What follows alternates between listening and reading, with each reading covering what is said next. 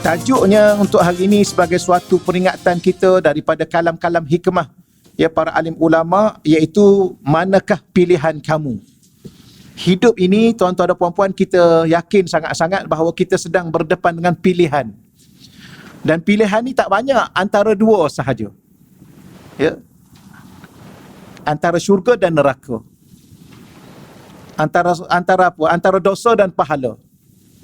Tapi kita nak bincang ni antara dunia dan akhirat. A'udzubillahi minasyaitonirrajim. Bismillahirrahmanirrahim. Assalamualaikum warahmatullahi wabarakatuh. Alhamdulillahi rabbil alamin. Wal aqibatu lil muttaqin wala udwana illa 'alal zalimin.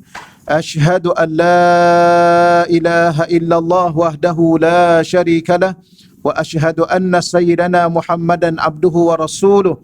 Allahumma salli wa sallim wa barik ala sayyidina Muhammad wa ala alihi wa ashabihi wa man tabi'ahum bi ihsanin ila yaumiddin. Allahumma syrah lana sudurana. Ya Allah, kau lapangkanlah hati-hati kami ya Allah. Wa hassin akhlaqana wa adabana ya Allah, kau perelokkanlah dan sempurnakanlah akhlak-akhlak kami dan adab-adab kami ya Allah. Wa yassir lana umurana fid dunya wal akhirah. Ya Allah, kau permudahkanlah segala urusan-urusan kami sama ada di dunia dan di akhirat ya Allah. Allah marzuqnal fahma wal ilma. Ya Allah, kau rezekikanlah kepada kami kefahaman dan ilmu pengetahuan ya Allah. Wal hikmata wal aqla, kau rezekilah juga kepada kami hikmah, kebijaksanaan dan akal yang sempurna ya Allah.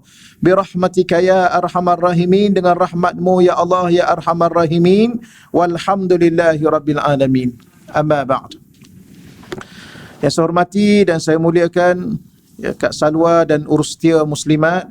Yang saya hormati dan saya muliakan para ahli ilmu. Yang saya hormati dan saya muliakan tuan-tuan, puan-puan, muslimin muslimat yang dirahmati Allah Subhanahu wa taala sekalian. Alhamdulillah, seperti biasa kita bersyukur kepada Allah Subhanahu wa taala, terutamanya kita berada pada Sayyidul Ayyam. Ia berada pada penghulu kepada hari-hari yang kita lalui dalam kehidupan kita, yang mana pada hari ini Allah Subhanahu wa taala telah memilih khusus kepada kita umat ya Nabi Muhammad sallallahu alaihi wa alihi wasahbihi wa baraka wasallam. Baik, insya-Allah kita teruskan lagi pengajian kitab Durratul Hikam, iaitu permata ataupun mutiara hikmah. Ya, kata-kata hikmah yang dinukilkan ya daripada guru kami, iaitu Syekh Yusuf Muhyiddin Al-Bakhur Al-Hasani hafizahullahu ta'ala, yang mana buku ini disusun oleh Syekh Zaini Ahmad ya hafizahullahu ta'ala. Baik, insya-Allah pada pagi ini kita teruskanlah ya, sebab kita dah baca ya, dah banyak tajuk dah kita baca. Dan pada hari ini pada asalnya ya tuan-tuan dan puan-puan belajar dengan Fadil Ustaz Dasuki. Beliau hari ini ke mana? Ke Bera. Beliau masuk ke program dalam hutan hari ini. Sayanya semalam jumpa dengan dia. Dia ajak juga saya pergi, tapi saya kata minta uzur. Kalau tidak saya pun duduk dalam hutan juga. 3 hari 2 malam. Bulan berapa baru je, baru 2 bulan lah, bukan 2 bulan lah, sebulan yang lalu je tu masuk hutan. Setakat ni lepas PKP ni dah 3 kali dah masuk hutan. Ustaz Dasuki dia minat masuk hutan. Ada program, bukan masuk saja, ada program.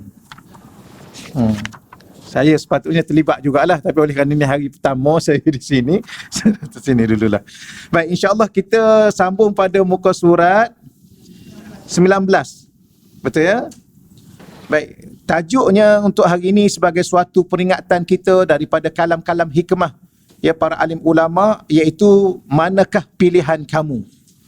Hidup ini tuan-tuan dan puan-puan, kita yakin sangat-sangat bahawa kita sedang berdepan dengan pilihan. Dan pilihan ni tak banyak, antara dua sahaja. Ya. Antara syurga dan neraka. Antara apa? Antara dosa dan pahala. Tapi kita nak bincang ni antara dunia dan akhirat. Kita nak pilih yang mana? Sekarang ni dah banyak buat pilihan kan. Padahal dua je pilihan. Nak buat dosa ke nak buat pahala. Memang ramai yang pilih pahala tapi banyak dosa. Dia tu yang peliknya. Betul kan? Sekarang rasa macam mana? Rasa banyak dosa ke rasa banyak pahala? Tapi katanya setiap kali pilih pahala. Agak-agak sekarang ni ke syurga ke neraka? Yang ni tak berani nak jawab dah. Tapi pandai-pandai. Tapi ada orang, dia tak pandai lagi nak buat pilihan. Dan dia tak tahu lagi nak pergi ke syurga ke neraka. Dia tak tahu. Dia kata nak masuk syurga, tapi dia mengumpat tak berhenti lagi. Tu ke mana perginya? Jadi inilah antara pilihan-pilihan yang kita kena buat sekarang. Jadi antaranya ialah antara dunia dan akhirat. Baik. Maka kata Syekh Yusuf hafizahullah ta'ala, seandainya dunia itu emas dan akhirat itu perak, yang manakah pilihan kamu? Mestilah kita pilih emas. Antara emas dan perak nak yang mana? Yang kat lengan tu emas ke perak? Yang kat jari tu emas ke perak? Sudah. Tapi seandainya dunia itu emas dan akhirat itu perak, yang manakah pilihan kamu? Sebaik-baik emas akan dibinasa dan seburuk-buruk perak kekal abadi. Manakah pilihan kamu? Itu antara perumpamaan. Emas ni kadang-kadang dicairkan kembali, tapi perak jarang diguna kembali. Ya, kalau dah buat itu macam kuali apa, dia jarang jalan, kita kena kata ya. Tapi saya taklah mahir sangat dalam bab emas dan perak ni. Tapi itu disebut oleh alim ulama bahawa kadang-kadang emas itu dia akan dicairkan balik, akan diubah bentuknya. Tapi perak ni dia jarang nak ubah balik, nak buat apa lagi? Baik, itu perumpamaan. Kata Sayyidina Ali radhiyallahu anhu, mathalud dunya masalul hayyah. Mathalu ni perumpamaan.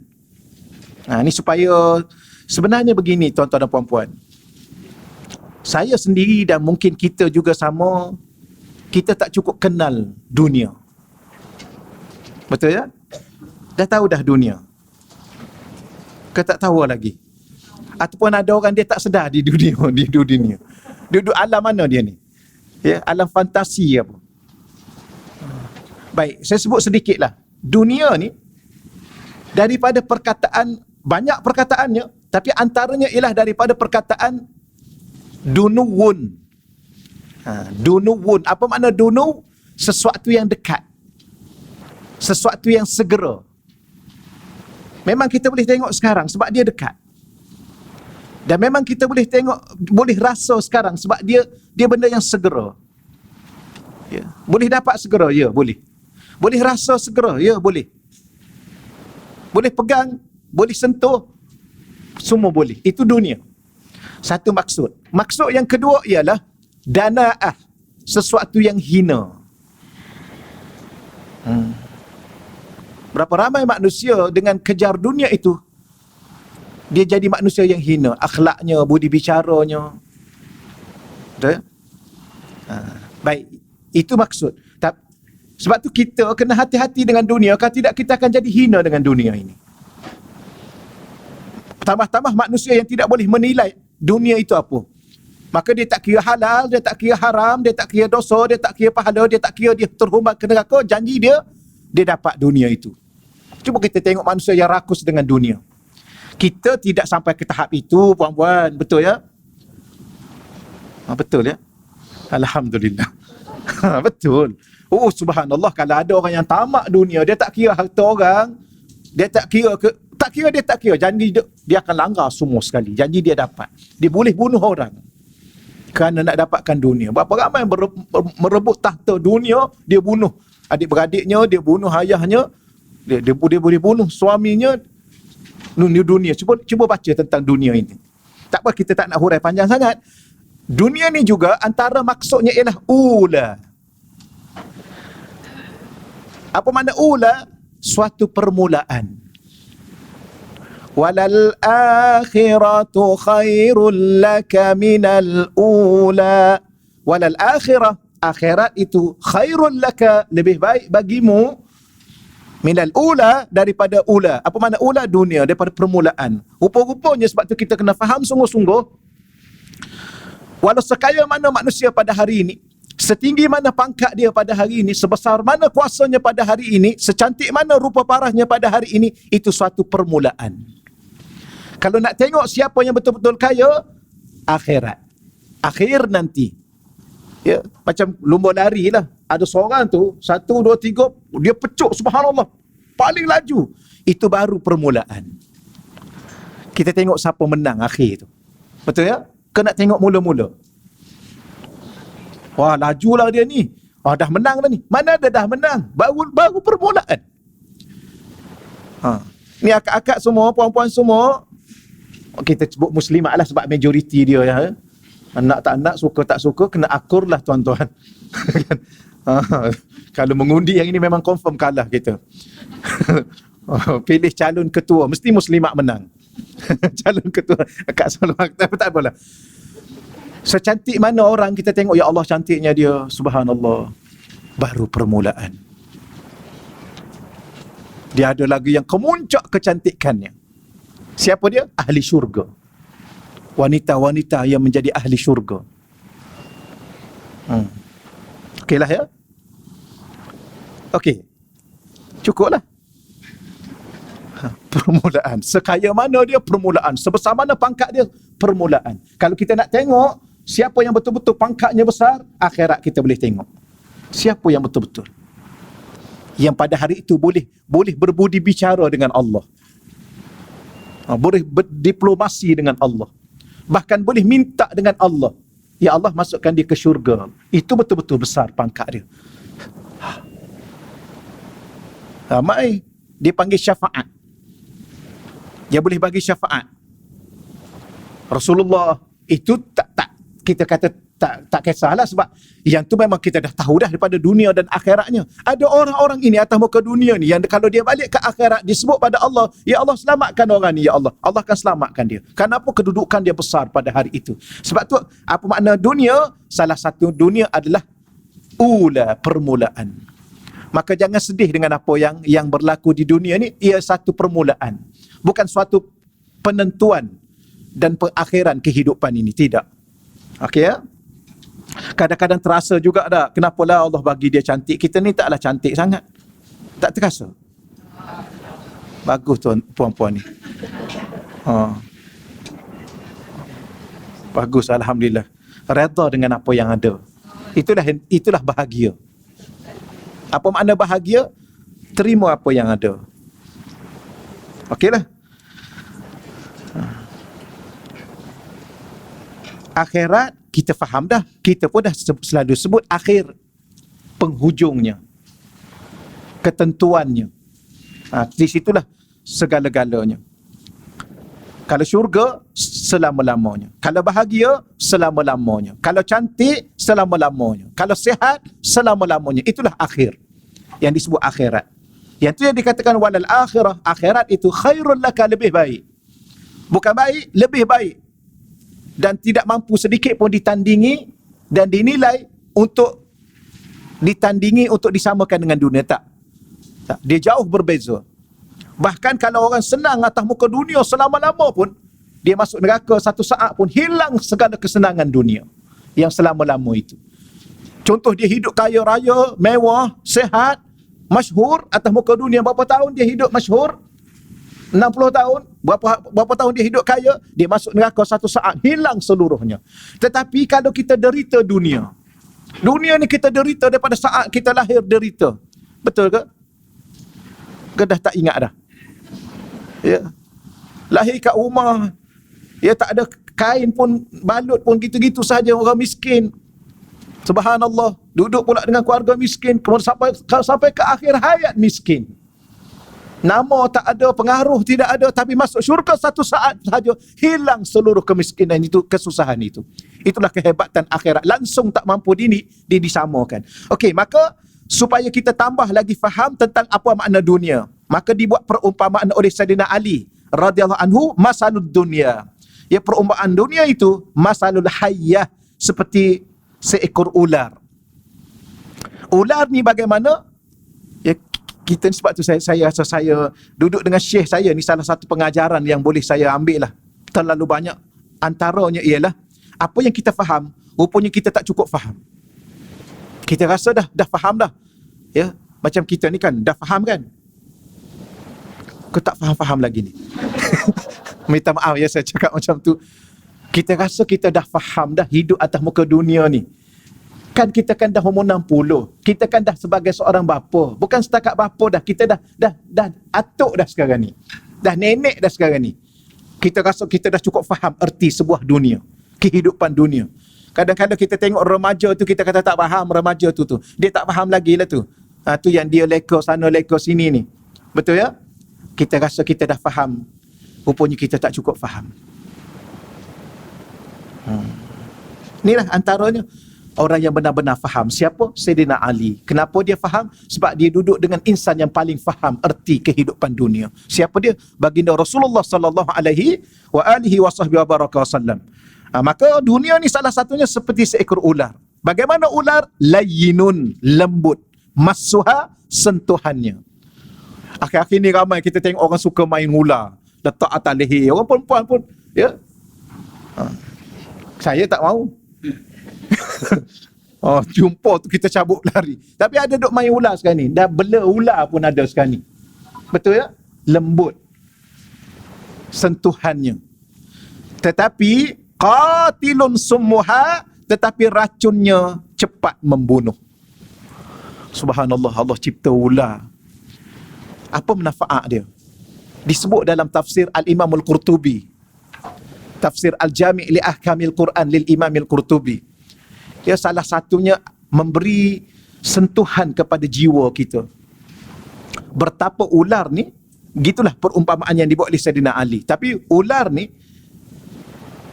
sekarang kita gerun dengan racunnya. Maka ular yang bisa dengan racun itulah yang sedang menunggu kita di alam barzakh. Kalau ular dunia itu kita takut, maka kita kena takut sungguh-sungguh untuk menjaga seluruh kehidupan kita, kerana ada seekor ular yang sedang menunggu di alam barzakh. Disebut dalam kitab Tanbihul Ghafilin, Imam Lis Samarkand. Sekali dia gigit 40 kharifan, 40 tahun sakit. Dia gigit sekali aja. Yang ular yang atas muka dunia ni digigit sekali, ialah sakit juga. Ya.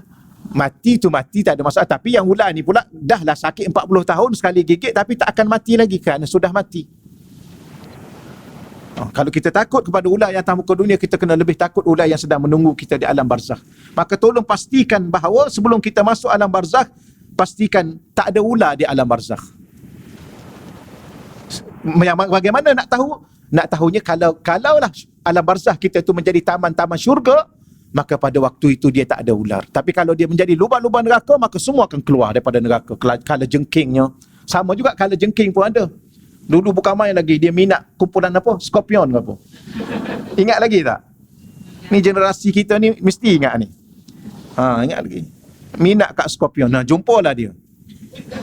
Tak ada tu, selingan sikit-sikit lah insyaAllah. Allahumma salli ala sayyidina Muhammad. Ya, hari ni kita berada pada hari Jumaat. Kata para alim ulama, di akhir zaman ini tidak ada amalan yang paling menyelamatkan kita di akhirat adalah perbanyakkan selawat ya kepada junjungan baginda Rasulullah sallallahu alaihi wasallam. Rasulullah sallallahu alaihi wasallam ni, kata ulama, wa zikruhu fihi syifa. Mengingatinya adalah penawar. Ada satu saya masa duduk dengan Syekh, tapi ada banyak dalam YouTube pun ada. Ada masa kalau duduk dengan Syekh saya, antara dia baca, Innal habibal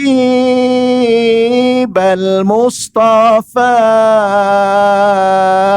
dhu ra'fatin wa dhu wafa wa dhikruhu fihi syifa.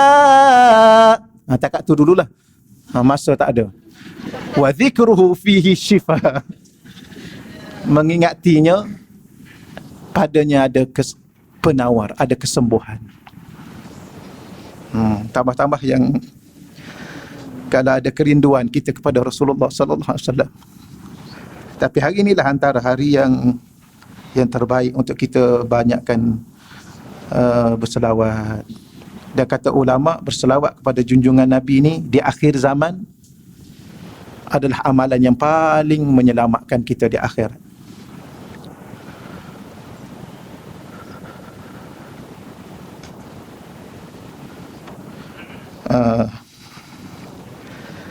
Jadi kita baca firman Allah Subhanahu wa taala, alhaakumut takatsur hatta zurtumul maqabir.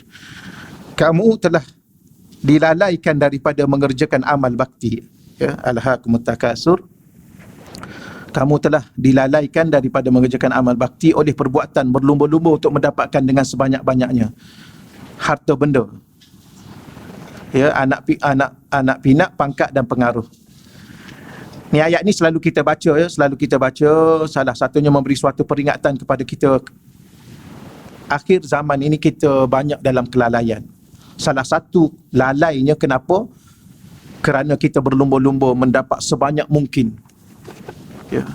Ada orang kita tak tahulah berapa banyak lagi dia nak. Contoh je kita dengar cerita ada orang ni ribuan ekar tanah. Kita nak dapat satu lot rumah pun kan. Tapi ada orang dia kejar. Yang kejar tanah, yang kejar duit, ya, bilion. Yang kejar duit, yang kejar pangkat, tu. Yang kejar anak pinak ada juga kan. Memperbanyakkan anak ada. Yang ni akhir zaman ni kurang sikit. Dia kata gini, berlumba-lumba mendapatkan dengan sebanyak. Apa yang banyak? Harta benda. Anak pinak. Kenapa disebut anak pinak? Sebab orang Arab ni kalau dia suka anak dia ramai dan anak lelaki. Lepas tu dia kahwin sebanyak mungkin untuk dapatkan anak seramai mungkin, anaknya lelaki. Sebab tu dia disindir baginda Rasulullah SAW bahawa Rasulullah ni ialah abtar, orang yang telah terputus zuriat. Kerana apa? Kerana anak-anak lelaki baginda Rasulullah SAW ini meninggal dunia. Yang tinggalnya perempuan itu sahaja. Itulah. Baik, kemudian hatta zurtumul maqabir, sehingga kamu masuk kubur. Rupanya ini salah satu sifat manusia. Harap-harap Allah sedarkan di saat kita lalai. Ya, kita juga sedang mengejar sesuatu yang kita nak. Ya, sebab setiap orang ni ada cita-cita dia masing-masing kan. Betul. Sekarang ni duk kerja apa sekarang ni? Macam saya sebut tadi lah, yang minat kepada pangkat, yang jiwa dia nak kebesaran, dia akan kejar sehabis mungkin. Dia tak kira umur. Betul tak? Yang minat harta benda, dia akan kejar harta. Sehingga bila? Sehingga dia masuk kubur. Masa tu dia terkejut besar bahawa apa yang dia kejar itu sesuatu yang dia ingin tinggalkan. Pelik ya? Kita kejar sesuatu yang kita nak tinggalkan. Kita kumpul sesuatu yang kita nak tinggalkan. Kita habiskan masa sebanyak mungkin untuk sesuatu yang kita tinggalkan. Ini pelik kita. Dan ada setengah ulama kata, makhluk paling pelik adalah manusia. Kan? Ada satu kata-kata tu seronok juga kita dengar.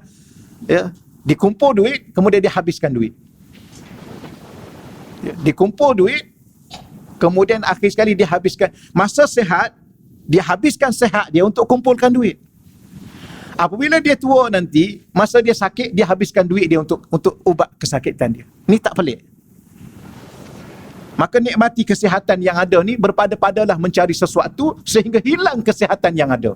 Kenapa? Kerana dia sihat ni, dia guna kesihatan itu. Dia kumpul harta, dia cari harta, tak kira kerja siangnya, malamnya, segala-gala dia buat.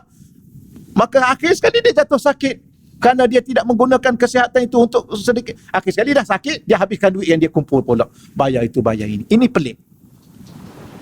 Okey dah, setakat tu dulu. Kalau dia begini, dia tak payah piacara panjang-panjang sekarang ni.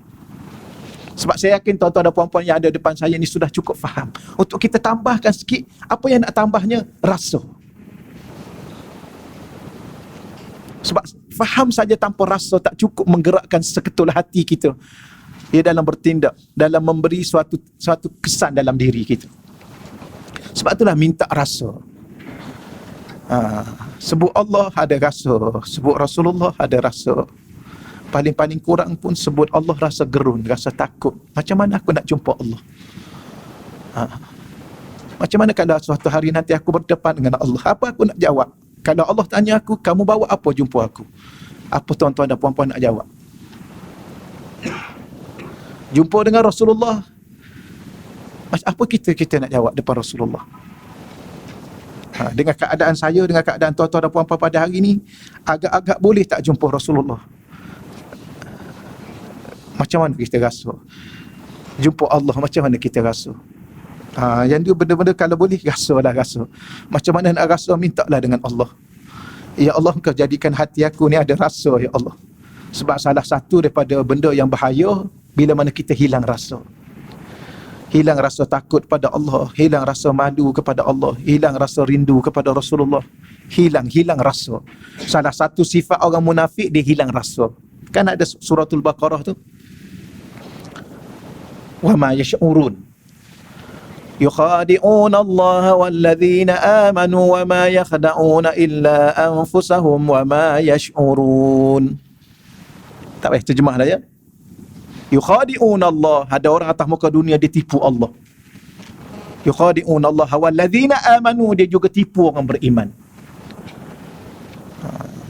Ya, yukhadi'un Allah walladzina amanu wa ma yakhda'una illa anfusahum. Sebenarnya mereka tidak menipu Allah, mereka tidak menipu orang beriman, tetapi mereka menipu diri mereka sendiri. Wa ma hum yash'urun, tetapi mereka sudah hilang rasa, mereka tak rasa. Hilang rasa ni salah satu ciri orang munafik. Ya, rasa takut, rasa gerun, rasa harap, rasa cinta, rasa rindu, rasa malu nak jumpa dengan Allah. Benda-benda begini kita kena ada. Baik, firman Allah Subhanahu Wa Taala, wasari'u. Lambatlah saya baca tajuk ni. Ya, wasari'u, hendaklah engkau bersegera. Sari'u ni bersegera. Ada satu tajuk dalam kitab Riyadhus Salihin Al-Imam Nawawi, ya, Al-Mubadarah dia panggil. Mubadarah pun betul, Musara'ah pun betul, iaitu kita berlumba-lumba, bersegera ila maghfiratin, kepada mendapatkan maghfirah. Dia terjemah di sini apa? Dan bersegeralah kamu mengerjakan amal-amal yang baik untuk mendapat keampunan. Itu dah huraian sedikit. Kalau dari segi bahasa asal Al-Quran, iaitu wasari'u, naklah kamu segera ila, kepada maghfirah, keampunan, min rabbikum, daripada Tuhan yang mencipta kamu, yang menjaga kamu, yang menghidupkan kamu. Rabb boleh ada waktu Allah kata Allah, ada waktu Allah sebut Rabb. Bila mana kita jumpa perkataan Rabb, apa maksud? Kita ulang balik. Hendaklah kamu bersegera mendapat keampunan. Daripada siapa keampunan itu? Mir rabbikum, daripada yang mencipta kamu. Mir rabbikum, yang menjaga dirimu. Mir rabbikum, yang memberi rezeki kepadamu. Mir rabbikum, yang sedang mengurus takbir urusan hidupmu. Apa lagi? Al-Muhyi, Al-Mumit, Al-Razzaq. Itu Rabb. Maka minta ampun dengannya. Dia cipta kamu, tapi kamu derhaka kepadanya, minta ampun kepadanya. Dia yang menghidupkan kamu, tapi kamu lalai daripadanya. Kita ni sedang bernafas, sedang berkelip, sedang bergerak, sedang berbicara ni. Sebab apa? Sebab hidup. Betul ya? Siapa yang hidupkan kita? Tapi kenapa lupa yang menghidupkan kita? Kita nak cakap macam mana bahasa yang lebih itu ya? Kalau Allah tak hidupkan kita, tak hidup kita. Tapi tiba-tiba kita lupa pada yang menghidupkan itu. Subhanallah, satu kesalahan yang cukup besar. Satu kecuaian yang cukup apa? Tak tahu nak kita nak berbicara bagaimana. Ibu yang lahirkan kita itu pun kita tak pernah lupa kepadanya. Sebenarnya dia hanya lahirkan kita. Masa kita duduk dalam perut ibu kita tu, adakah ibu kita yang menjadikan mata kita, menjadikan telinga kita, membentuk urat saraf kita? Tak. Tulang belulang kita? Tak. Ibu kita dia hanya mengandung. Okeylah, alhamdulillah, itu pun sudah cukup besar ertinya. Yang tak akan mungkin kita lupa selama-lama. Tiba-tiba Allah yang mencipta ibu kita, Allah yang mencipta kita dalam kandungan, Allah yang melahirkan kita di perut ibu kita, Allah yang hidupkan kita, yang besarkan kita, yang bagi makan pada kita semua sekali. Tiba-tiba kita lupa. Yang lupa pula dalam sembahyang semasa menghadap dia.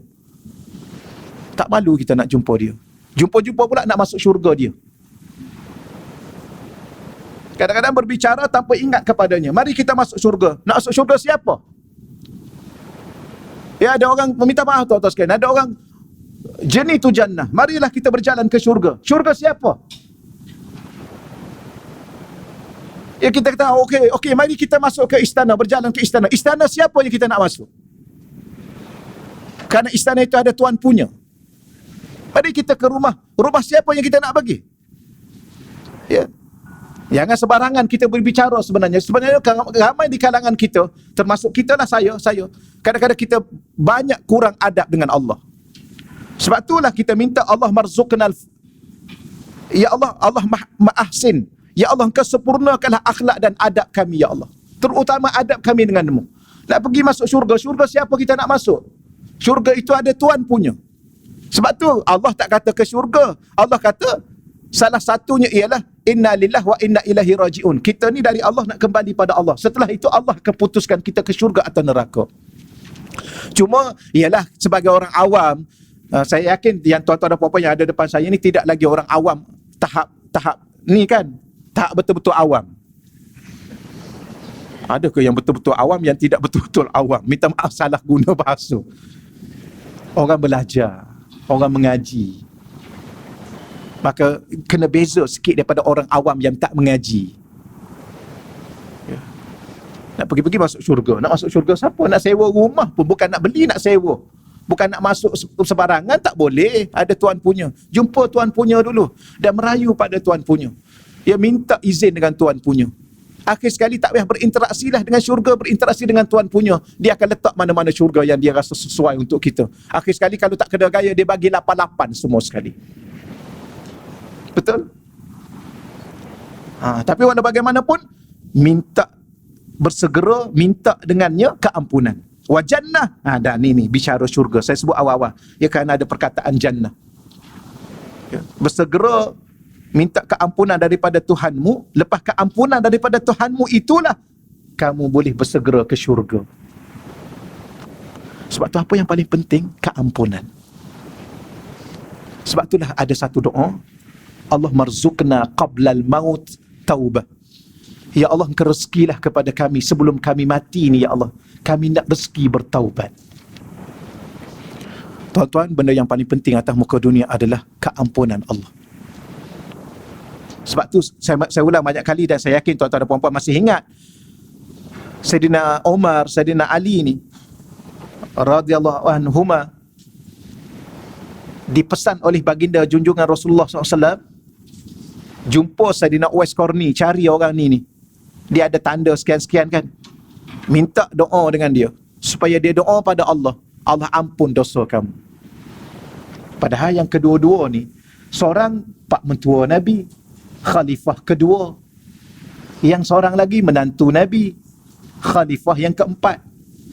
Dua-dua ni telah diberitakan ahli syurga. Kan 10 orang al-mubasyiruna bil jannah, 10 orang yang telah diberitakan ahli syurga. Tapi kena cari seorang lagi ni, Sayyidina Uwais Qarni. Dia tak dikira sahabat. Dia hidup zaman Nabi, tapi dia dah pergi ke Madinah nak jumpa Nabi. Masa tu Nabi keluar pergi berperang. Maka oleh kerana dia jaga mak dia ingat pesan mak dia taat kepada pesan mak dia, maka dia kembali balik. Akhir sekali Allah angkat kedudukan dia, makbul doa, mustajabud da'wah. Allah makbulkan doa dia. Dia minta dengan Allah sepatah akan jadi segala-galanya. Maka Nabi ajar supaya pergi jumpa, cari dia, minta doa. Sebab kita kadang-kadang kita fikir bagi kita yang akal yang kurang kematangan, kurang kecerdikan dan sebagainya, mintalah supaya Islam berkembang dengan pesat. Ya, kerana dia ni makbul doa. Tak, minta dengan dia supaya dia berdoa pada Allah, Allah ampun dosa kamu. Ni ahli syurga ni. Banyaklah iktibar, salah satunya dia nak ajar Sayyidina Umar dengan Sayyidina Ali, baginda Rasulullah sallallahu alaihi wasallam. Dia nak didik Sayyidina Ali sahabatnya ini, Sayyidina Umar sahabatnya ini, supaya tawadhu. Hidup ni walau siapa kita sekalipun, walau orang dah bagi tahu kita ahli syurga pun, tolong rendah diri pada orang. Minta doa dengan orang. Mungkin doa dia lebih makbul daripada kita. Lepas tu kadang-kadang imam duduk doa. Saya minta maaf lah, saya rasa terkesan sikit, kadang-kadang tersentuh sikit. Ada orang, lepas imam bagi salam, dia terus bangun duduk kat belakang, dia doa seorang-seorang. Dia ingat doa dia makbul ke? Ada waktu tolonglah aminkan doa orang. Mungkin doa imam itu lebih makbul daripada doa kita. Dan mungkin ada orang yang mengaminkan di antara kiri dan kanan kita itu, amin dia lebih apa? Lebih makbul daripada amin kita. Tapi ada orang tu subhanallah, mungkin wallah lah kita tak naklah kata dia sombong, tapi biasanya ialah duduklah situ doa lah. Tak boleh nak doa tu atas kan. Jangan ya, kita kena minta doa. Jumpa anak kecil, adik tolong doakan akak ya, supaya Allah ampunkan dosa-dosa akak. Kita jumpa, tak apatah lagi kalau kita jumpa orang lama macam tuan-tuan ni kan, orang lama-lama, Tuan Haji tolong doa pada saya supaya Allah ampun dosa saya. Kita kena rasa orang jauh lebih mulia daripada kita. Yang lama ni jauh lebih baik daripada kita, sebab dia dulu baca Quran, dia dulu sujud pada Allah. Yang akak-akak yang lama-lama ni kan jauh lebih baik pada ustaz-ustaz yang ada ni. Betul. Ustaz yang ada ni bercakap aja lebih ni. Ni tak nak berhenti lagi, pukul berapa nak berhenti ni? Baru pukul 10.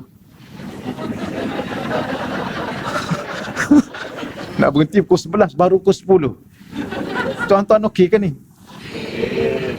Allah, tapi mengaji saya tak minat mengaji lama-lama. Nak habis dah ni. Allah, apatah lagi kalau dia kanak-kanak. Dosa dia jauh lebih sedikit daripada kita, bahkan mungkin dia tak ada dosa lagi. Jumpa anak-anak kecil tu kan yang datang, jangan marah. Dia duduk bising kat belakang, anak kecil duduk bising. Diam. Tak kena. Gitu. Mau bising kat masjid. Baik dia lah umur tu dah sampai masjid. Kita umur berapa baru sampai masjid? Ya. Minta maaf lah cakap kan. Belagak dia baru pencen baru datang masjid. Tak marah kat budak kecil tu. Jangan. Adik datang sini sekejap. Tolong doa kat makcik ya supaya Allah ampun dosa makcik. Cakap amin ya, amin. Dia pun amin. Daripada marah kat dia, mai sekejap, bagilah gula, bawalah gula-gula tu dalam poket tu. Dia jumpa anak-anak yang kecil, datang sini mai makcik nak bagi, tapi tolong doa kat pakcik ya. Dia supaya Allah ampunkan dosa pakcik. Pakcik dah tak lama dah nak pergi jumpa Allah. Daripada kita marah dia. Betul, dia pun ambil gula-gula, diamlah dia. Mesti dia tak bercakap dah ada gula-gula dalam mulut. Kan? Kita larang. Memang tak payah larang lah dia. Memang dia sama-sama ada kawan, bagi 2 biji. Bawa berapa? 10. Agak-agak kawan dia ada. Bagi ni. Duduk kat ujung tu, jangan bising, ambil gula-gula. Bagi yang keras sikit biar lambat habis. Betul. Tapi orang lama duduk kan, dia psikologi dia tinggi kan. Jangan duduk atas bantal, nanti bisul. Padahal dia tak bagi. Yalah nak letak kepala, nak letak muka, letak punggung pula dah. Dia kata dah bisul. Jangan makan ikan. Sebab apa? Cacing. Padahal ikan itu je yang ada. Betul, zaman dulu. Ingat lagi tak? Zaman sekarang tak ada dah. Semua senang. Okeylah, setakat tu dulu. Wajannah, satu syurga. Dan Allah bagi sedikit apa? Rasa kerairahan kepada ganjaran dari Allah. Iaitu syurga. Arduha, dia punya luasnya. As-samawat, 7 petala langit. Ya, dia terjemah di sini melebihi langit. Dia arduha, terbentangnya, luasnya 7 petala langit. Wal ard, 7 petala bumi. Uiddat ni kalau kita belajar bahasa Arab, pertama dia adalah fi'il madhi. Ya. Verb past tense. Fi'il madhi, iaitu telah. Telah apa? Telah siap sedia. Sekarang ni ada tak syurga? Ada. Siapa bagi tahu ada? Allah bagi tahu. Bagaimana cara Allah bagi tahu? Diguna perkataan fi'il madhi. Dengan tempoh masa yang sudah. Telah. Baik, kemudian siapa yang sediakan? Maka di huruf hamzah kat depan tu dibaca dengan dhammah baris depan. Maka perkataan tu dia panggil fi'il bina majhul. Untuk tambah imbuhan di. Maka telah disediakan. Kepada siapa? Kepada al-muttaqin, orang-orang yang bertakwa, lil muttaqin. Sebab tu salah satu minta dengan Allah, ya Allah kau jadikan aku dan keluarga aku, ya Allah, anak cucuku, ya Allah. Dan kalau boleh sahabat-sahabat aku yang ada ni, ya Allah, orang-orang yang bertakwa, ya Allah. Tolonglah jadikan kami orang bertakwa, ya Allah. Minta dengan Allah. Saya kesimpulan sekarang ni. Saya duduk mengaji dengan syekh saya sampai sekarang. Syekh saya ni, Syekh Yusof ni, tiap-tiap hari buat online. Kuliah online tiap-tiap hari daripada Lubnan. Sebelum ni beliau datang, dah tak boleh nak datang dah. Tiap-tiap hari, kadang-kadang pagi, kadang-kadang petang, beliau buat online. Jadi setiap kali kita mengaji, pesan, minta dengan Allah. Yang kita usaha je lah. Setakat mana boleh. Usaha datang mengaji, duduk sekejap, buka kitab. Ya, selebihnya minta. Kita nak apa? Ya. Yang ni salah satunya kita nak syurga, minta syurga. Kenapa? Kerana sembahyang yang ada tak cukup untuk bawa kita ke syurga. Nak bayar apa yang ada ni pun tak terbayar dah. Nak bayar kelipan mata, nak bayar hembusan nafas, nak bayar denyutan jantung, nak bayar segala apa yang ada dalam jiwa dan hati kita, roh dan segala-gala tak mampu nak bayar dengan apa yang ada. Maka yang ada ni kenapa buat juga? Kerana itu adalah perintah Allah sebagai seorang hamba. Kita buat ajalah. Takat mana yang mampu. Selebihnya yang ganjaran-ganjaran itu minta dengan Allah. Masukkanlah aku ke syurga ya Allah. Masukkanlah ibu bapa aku ke syurga ya Allah. Tolonglah ya Allah. Aku merayu ya Allah. Merayu berapa banyak?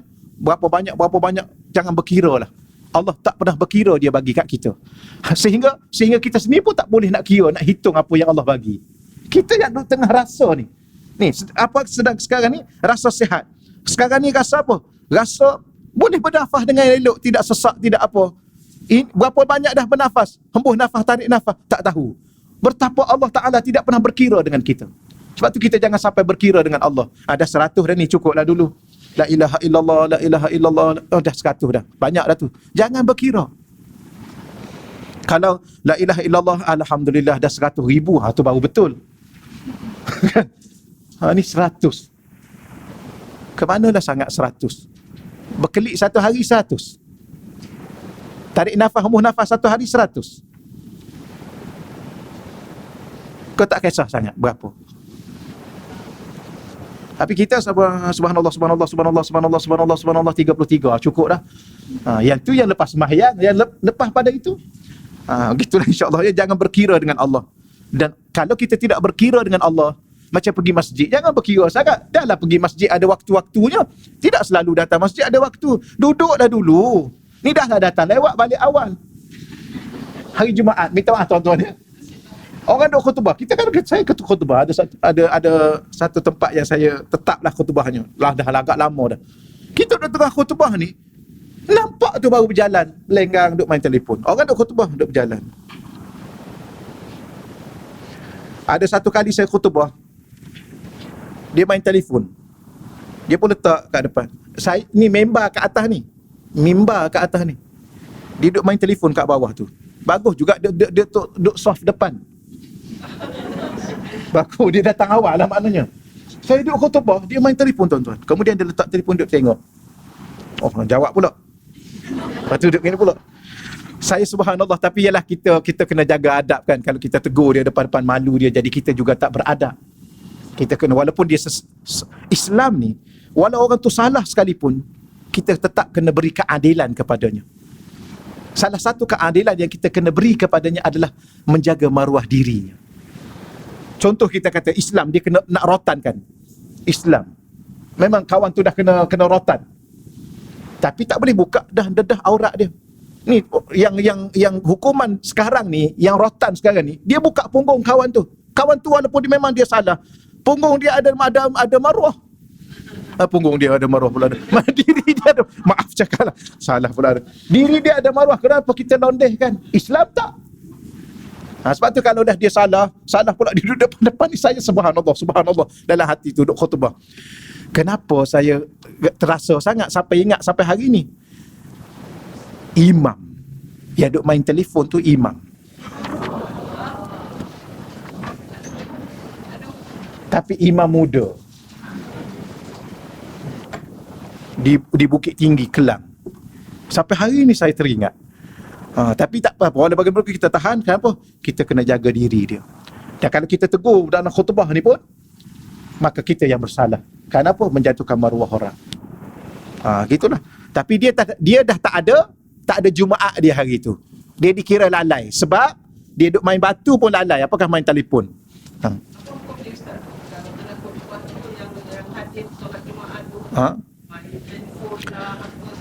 Yang tu tadilah, dia dah terkeluar daripada ahli Jumaat pada hari itu. Dia lalai. Kan ada hadis dekat main batu tu pun lalai. Ni main telefon. Bukan sekali. Letak tengok macam ni. Oh, sedap dia ni.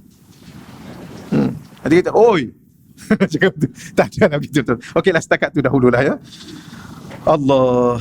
Apa yang nak bagi tahunya apa? Saya nak bagi tahunya apa? Selalu sukar untuk jadi baik.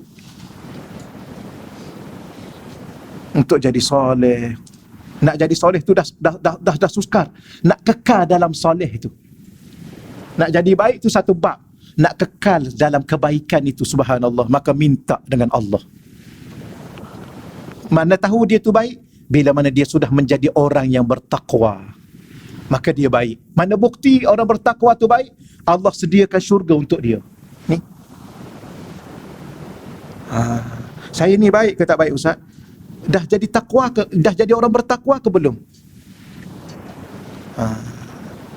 Maka siapa orang bertakwa ni apa? Bacalah banyak ayat-ayat Quran tentang takwa. Sebab itulah pada hari Jumaat itu, ya ayyuhallazina amanu taqullaha haqqa tuqatih. Khatib awal-awal lagi, usikum wa iyaya bitaqwallah. Kenapa tiap-tiap minggu? Cukuplah sekali sebulan, cukuplah tak tiap-tiap minggu. Dan bahkan menjadi rukun. Kenapa? Untuk pastikan orang yang mendengar pada hari Jumaat itu menjadi suami-suami dan lelaki-lelaki yang bertakwa. Kerana mereka lah yang boleh menyebabkan isteri dan anak-anaknya menjadi takwa. Dan kalau satu keluarga bertakwa, Allah sediakan syurga ni. Akan sediakan? Tidak. Sudah siap sedia. Subhanallah. Seronok kita kalau kita dengar. Sebab tu minta dengan Allah. Minta ni tuan-tuan. Satu, solat hajat. Yang kedua, doa. Pernah tak kita solat hajat untuk jadi orang bertakwa? Yang ni kurang sikit saya dengan tuan-tuan buat. Kita solat hajat sebab apa? Sebab anak nak exam. Apa lagi solat hajat? Sebab nak pergi Mekah kan, solat hajat supaya selamat pergi dan balik. Sepatutnya solat hajat selamat pergi, jangan balik. Takkan tak nak meninggal di Madinah, duduk dekat dengan Nabi. Kuburnya namanya Baqi', Jannah, Jannatul Baqi'. Balik Malaysia belum tentu lagi. Oh, tapi kalau cakap ke anak-anak, mama pergi ni, mama tak balik dah. Sudah. Mama yang menangis dulu. Betul. Tapi mintalah dengan Allah, tuan-tuan. Ya Allah, kalau Engkau izinkan aku untuk berpijak lagi di bumi Madinah, di bumi kekasih-Mu, ya Allah, Kau ambillah nyawa aku di situ, ya Allah. Ya. Allah. Okey, muka surat 20. Panjang pula tajuk ni. Muka surat 20, badiru bil a'mal. Badiru ni, tu yang kita kata tadi ada dua perkataan. Sari'u pun boleh, badiru pun boleh. Dalam tajuk kitab Riyadhus Shalihin, mubadarah. Apa makna? Bersegera. Bil a'mal, melakukan amal-amal. Fitanan, sebelum kedatangan fitnah. Kaki ta'il lail, dan fitnah itu seperti potongan malam yang gelap gelita. Hendaklah segera buat amal. Sekarang kalau nak baca Quran, baca. Sekarang kalau nak menderma, derma. Sekarang kalau nak datang masjid, datang. Sekarang kalau rasa nak datang kuliah, datang segera. Jangan tangguh-tangguh sebelum datangnya fitnah. Apa makna fitnah? Zaman ujian yang begitu berat. Ujian itu bagaimana perumpamannya? Perumpamannya kita berada pada malam yang gelap gelita. Ingat tak pernah kadang-kadang kita duduk dalam rumah, tiba-tiba elektrik tak ada kan? Terpadam lampu. Kita angkat tangan kita pada masa itu pun tak nampak. Depan mata ni pun tak nampak. Itulah fitnah. Nak bagi tahu kepada kita betapa kita suatu hari nanti akan berada dengan fitnah ini, akhir sekali kita pun tak tahu kita dalam fitnah, dalam ujian yang besar. Ni. Jangan ni. Masa makan, masa tidur, dalam tandas pun bawa ni barangkali ni. Betul. Takkan nak tinggal luar tandas kan? Pernah tinggal? Saya pernah tinggal sekali, hilang. bukan pernah tinggal, tertinggal. Tertinggal. Ada masuk tandas tu ada cermin, letak kat ada dulu. Tengok dulu cermin pun masuk tandas. Tengok, inna lillahi wa inna ilaihi raji'un. Itu mesti ke bawa lah. Tidur pun bawa, kat masjid pun bawa. Sekarang ni dia ajar sikit lah. Berhenti kat masjid, nak masuk masjid, letak dalam box kereta, letak aje lah. Habis kalau orang pecahkan, tak tahu nak buat macam mana, biarkanlah. Sebab apa? Sebab dia rasa lain. Kalau bawa ni masuk masjid, dia rasa nak tengok. Ustaz pun nak tengok juga. Iyalah, ustaz lah kena tengok sebab jadual banyak ni. Lepas Jumaat nak pergi mana? Saya ni pagi ni duha, tengah hari tazkirah Jumaat, kemudian petang ada yang dengan MBSA. Tengok lepas ni nak pergi mana, rasa nak tengok depan dalam rumah Allah. Apatah lagi orang duk tazkirah Jumaat, kita duk main telefon. Ramai. Tapi kita tak boleh nak tegur lah. Kok dia duduk pegang telefon tu, dia duduk catik apa yang kita itu kan. Tapi catik senyum. Tu wallah alam lah dia catik apa pengajiannya. Betul. Tapi yang catik sungguh, yang catik yang okeylah. Allah Rabbi, gitulah insya-Allah ya. Yusbihul rajulu, tengok salah satu akhir zaman yang akan jadi keadaan begini, wal iyaz billah, tolong berlindung dengan Allah. Yusbihur rajulu, berpagi-pagi seseorang itu mukminan, masih dalam keadaan beriman. Wa yumsi kafiran. Yumsi ni sama ada petang atau ke malam. Ni dia terjemah di sini malam. Petang tu ya sebab kata masa al-khair, selamat petang. Petang dan malam itu dah jadi kafir. Subhanallah. Pagi mukmin, petang malam tu kafir. Apa yang dia buat? Wallah alam. Di pagi tu dia masih beriman, tengah hari tu maknanya antara pagi, tengah hari, petang dan malam. Kalau kita terjemah malam, pagi beriman, tengah hari dengan petang dia buat apa? Malam dah jadi kafir. Tak tahu dia buat apa tengah hari itu. Subhanallah. Kafir dah dia. Kafir isim fa'il, bukan kufur. Kufur sifat. Dia sudah bersifat dengan ciri-ciri sifat orang kafir. Tak, dia dah jadi kafir. Isim fa'il. Dah ada sifat kafir pada dirinya. Wa yumsi, dan pada malam itu dia masih beriman. Wa yusbihu kafiran, tapi waktu pagi besoknya dah kafir dah dia. Malam pukul berapa malam? Maghrib. Pukul 12 dah masih tengah malam. Pukul 1 pagi. Maknanya daripada maghrib pukul 7.30 tu, contoh, sampai pukul 12.59 beriman, pukul 1 dah kafir dah. Pagi. Ataupun kalau kita kata pagi besok, pukul apa pagi besok? Pukul 6, pukul 7. Pukul 7 pagi dah kafir dah dia. Kalau dia mati pagi tu. Allah, inilah kehidupan yang kita sedang lalui, maka pilihlah antara dunia dan akhirat. Pandai-pandailah. Itulah keadaan dunia yang kita sedang lalui. Okey, selesai. Dunia yang menipu. Dia tambah lagi satu sifat supaya kita bincang sekarang ni bukan nak salahkan dunia. Kalau macam tu Ustaz, kenapa dunia ni? Salahkan diri sendiri. Ya. Bukan salah ibu mengandung, salah diri membawa nasib. Jangan salahkan. Ni saya ni Ustaz, saya tak minta dilahirkan. Kenapa ibu saya melahirkan saya? Dengan sebab ibu saya melahirkan saya ni lah saya jadi begini. Saya pun tak pernah minta untuk dilahirkan. Habis siapa yang minta? Dia ingat dia seorang yang tak minta. Tapi ada orang memberi alasan begitu. Jadi bukan salah ibu mengandung, salah diri kita membawa nasib. Bukan salah dunia, salah kita yang terpedaya dengan dunia. Okey ya? Macam orang perempuan nak salahkan lelaki. Kenapa nak salahkan lelaki? Contohnya. Tak adalah tuan-tuan ni. Macam kita juga nak salahkan orang rumah kita. Kenapa salahkan? Salahkan anak-anak. Ni sebab you semualah. Mama jadi macam ni. Kenapa nak salahkan anak-anak? Kita yang silap sebenarnya. Yang akan disoal pun bukan anak kita. Macam kita mati ni, Allah kan soal kita. Isteri Allah kan soal isteri. Okeylah, setakat dulu insyaAllah. Baik, muka surat 21, dunia yang menipu. Kata Syekh Yusof, setiap kali kamu ditipu orang, pasti kamu marah kepadanya. Bagaimana pula kamu tidak marah kepada dunia walaupun telah ditipu berkali-kali olehnya? Dunia ni dia menipu kita. Ditunjukkan atau dia menzahirkan keindahan. Maka kita terpedaya dengan keindahan itu.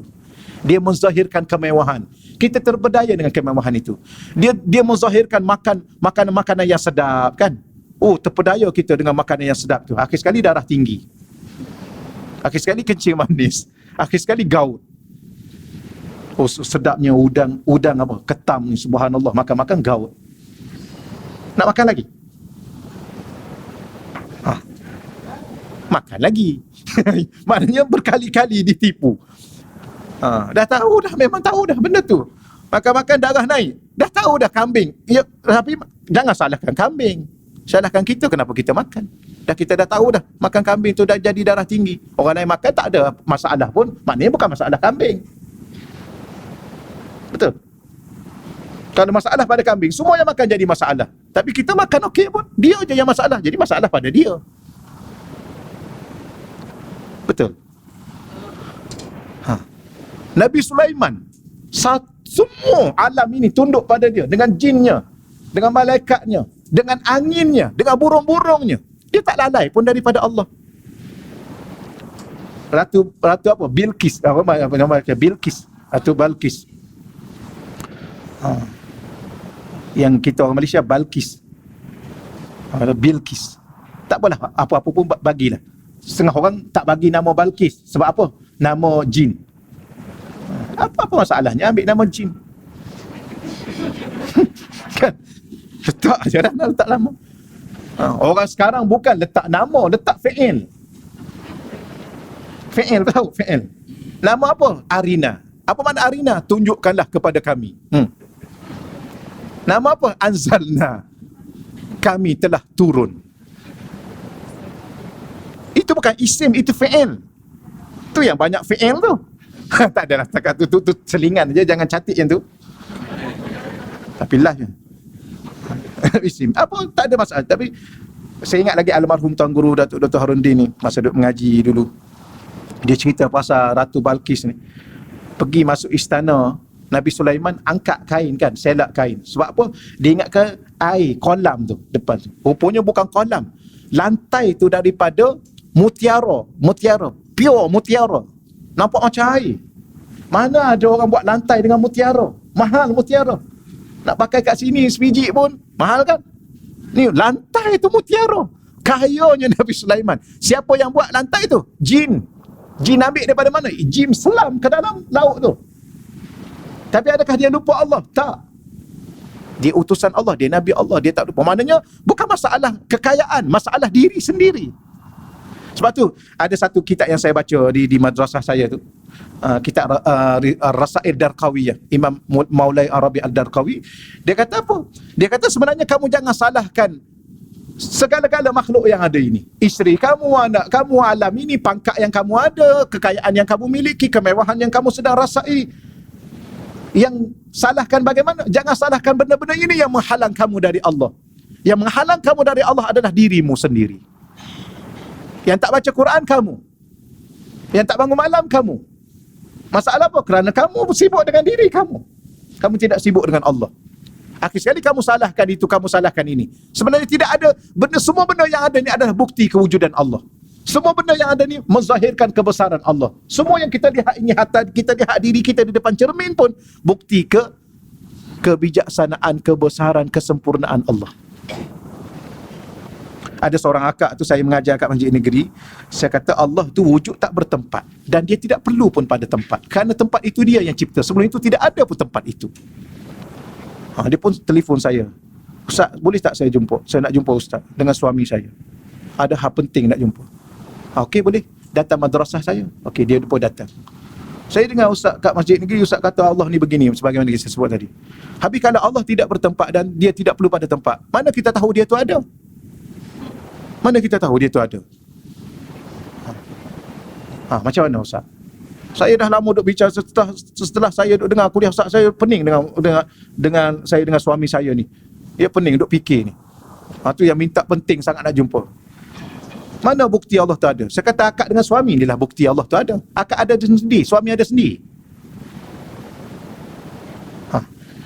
Bukti kewujudan Allah yang paling nyata dan jelas diri kita ni lah. Akak berkelip sendiri, akak tarik nafas, nafas sendiri, jantung akak denyut sendiri. Akak berjalan dengan kaki akak sendiri. Berapa ramai yang ada kaki dah tak mampu berjalan? Berapa ramai dah ada mulut tak mampu berbicara? Berapa ramai yang dah mata tak mampu berkelip? Berapa ramai dah ada telinga tak boleh lagi mendengar? Habis dulu mendengar dengan mata, dengan telinga. Kalau mendengar dengan mata, dengan telinga, sampai hari ini boleh mendengar. Kalau berjalan dengan kaki, sampai hari ini boleh berjalan dengan kaki. Tapi berapa ramai yang ke hospital dah sebulan tak boleh berjalan? Dulu dia berjalan dengan apa? Allah. yang memberi izin kepadanya, memberi rezeki kepadanya. Maka akad dengan suami inilah bukti kewujudan Allah. Kenapa akad perlu letak Allah di mana-mana baru nak jumpa Allah? Gitu contohnya. Tapi yalah, dia bagus juga dia telefon nak jumpa, nak tanya. Maknanya janganlah kita. Jadi sebenarnya yang menjadi masalah kita dengan Allah bukan dunia yang Allah cipta ini, diri kita. Inilah yang kita tu. Sebab tu jangan salah faham. Dunia yang menipu. Memang dunia itu menipu. Yang masalahnya, kenapa kita kena tipu? Kita macam ni lah, marah kat penipu. Ingat Piramli. Ingat Piramli, subhanallah.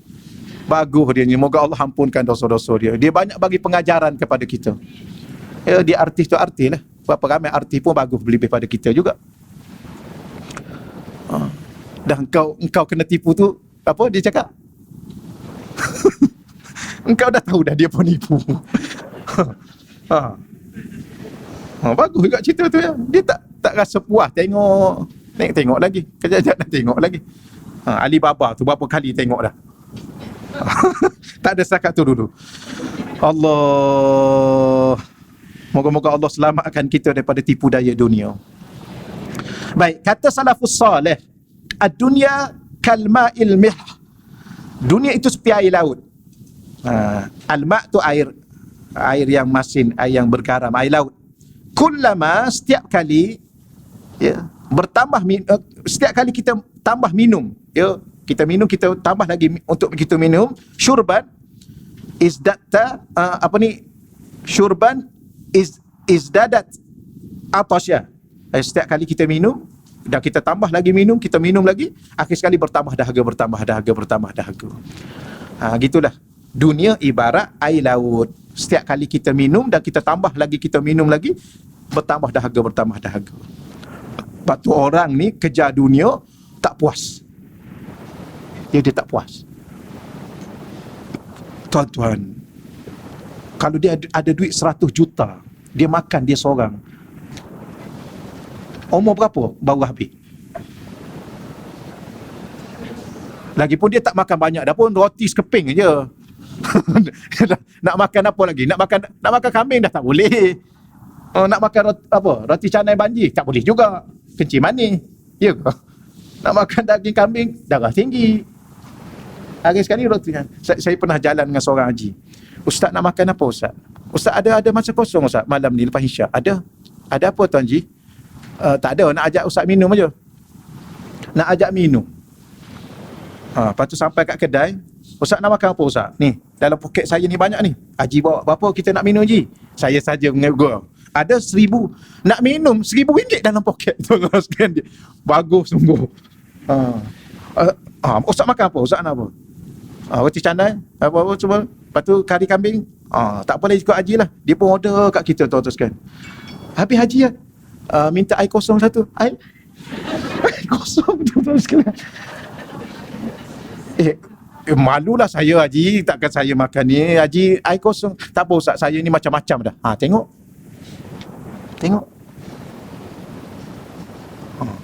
Tapi kita tahulah dia ni ratusan juta ada tu. Tahun ni ada dia beritahu kat saya, adik perempuan dia meninggal apa semua sekali, berapa juta. Macam mana nak buat ni Ustaz? Saya kata saya tak pandai dalam bab ni, kena rujuk lah bahagian zakat atau bahagian pusaka, bahagian apa saya tak pandai. Berapa banyak ke adik haji meninggal tu, banyak ke tinggal duit? Banyak Ustaz. Adalah 65 juta rasanya. Campur aset campur. Dia itu adik dia tak tahulah. Ada orang ni memang Allah bagi rezeki kan, tapi dia bagus duduk kat surau, buat tahfiz, buat apa, baguslah ya. Kahwin pun 2, bagus. Tak ada rezeki. Yang saya ingat tu begini, minta maaf saya cerita, bukan saya nak cerita yang tu. Dia bagus tuan-tuan, bagus.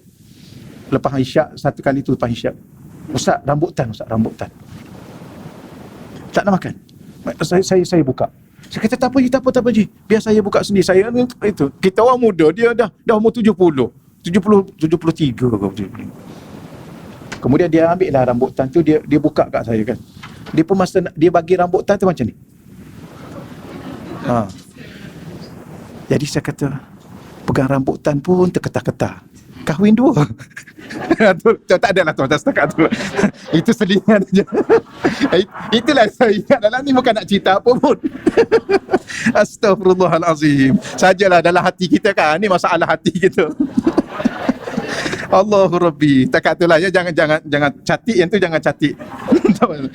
Ini masalahnya ada live ni. Minta lah dia tak tengok ni. Allahu Rabbi. Yalah rezeki orang, rezeki subhanallah. Tapi rumah dekat-dekat bagus. Dia pun bagus tuan-tuan sekalian, dia layan kita subhanallah, kadang-kadang malu. Ya, sebab tu kita kadang-kadang pesan awal-awal, kalau saya pergi ada makan, saya tak nak meja khusus. Ya, makan ramai-ramai, minum ramai-ramai. Jangan buat meja khusus, malu kita. Bimbang-bimbang yang kita duduk makan atas meja, kita duduk kat meja kan, kita makan. Ustaz kononnya, yang duduk bawah tu orang lama, tak kena raya dia ahli syurga, malu kita akhirat nanti. Jangan tuan-tuan sekalian, kita hidup atas muka dunia berpada-pada je lah, walau siapa apa gelaran kita. Baik, seterusnya kata Imam Asy-Syafi'i rahimahullahu ta'ala, manidda'a ni barang siapa yang mendakwa, idda'a dia mendakwa, annahu jama'a baina hubbid dunya wa hubbil khaliqiha. Ya, dia mendakwa dia dapat menghimpunkan, jamaah, dia menghimpunkan baina, di antara cinta dunia dengan cinta kepada yang mencipta dunia, iaitu Allah.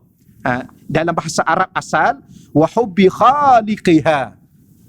Siapa yang mendakwa dia boleh menghimpunkan cinta dunia dengan cinta kepada pencipta dunia, iaitu Allah, fi qalbi, dalam hatinya, faqad a'zama 'ala Allah firyah, maka sesungguhnya dia telah melakukan pembohongan yang besar kepada Allah. Dia tak akan mungkin cinta Allah yang mencipta berhimpun dengan cinta kepada yang dicipta, iaitu makhluk. Tak mungkin. Sebab itulah tuan-tuan dan puan-puan, di mana cinta itu di hati, maka buang segala-galanya dari hati. Yang adanya hanya Allah dan Rasul. Tak mungkin tanpa Rasul. Tak mungkin. Kerana kita mengenal Allah itu dengan Rasul. Sahnya iman kita pada Allah itu dengan iman kita pada Rasul. Sebab tu ada dua kalimatus syahadah. Jadi dalam hati kena ada dua, Allah dan Rasul. Sebenarnya satu aja. Ya, bila cinta Allah, cinta Rasul, cinta Rasul, cinta Allah.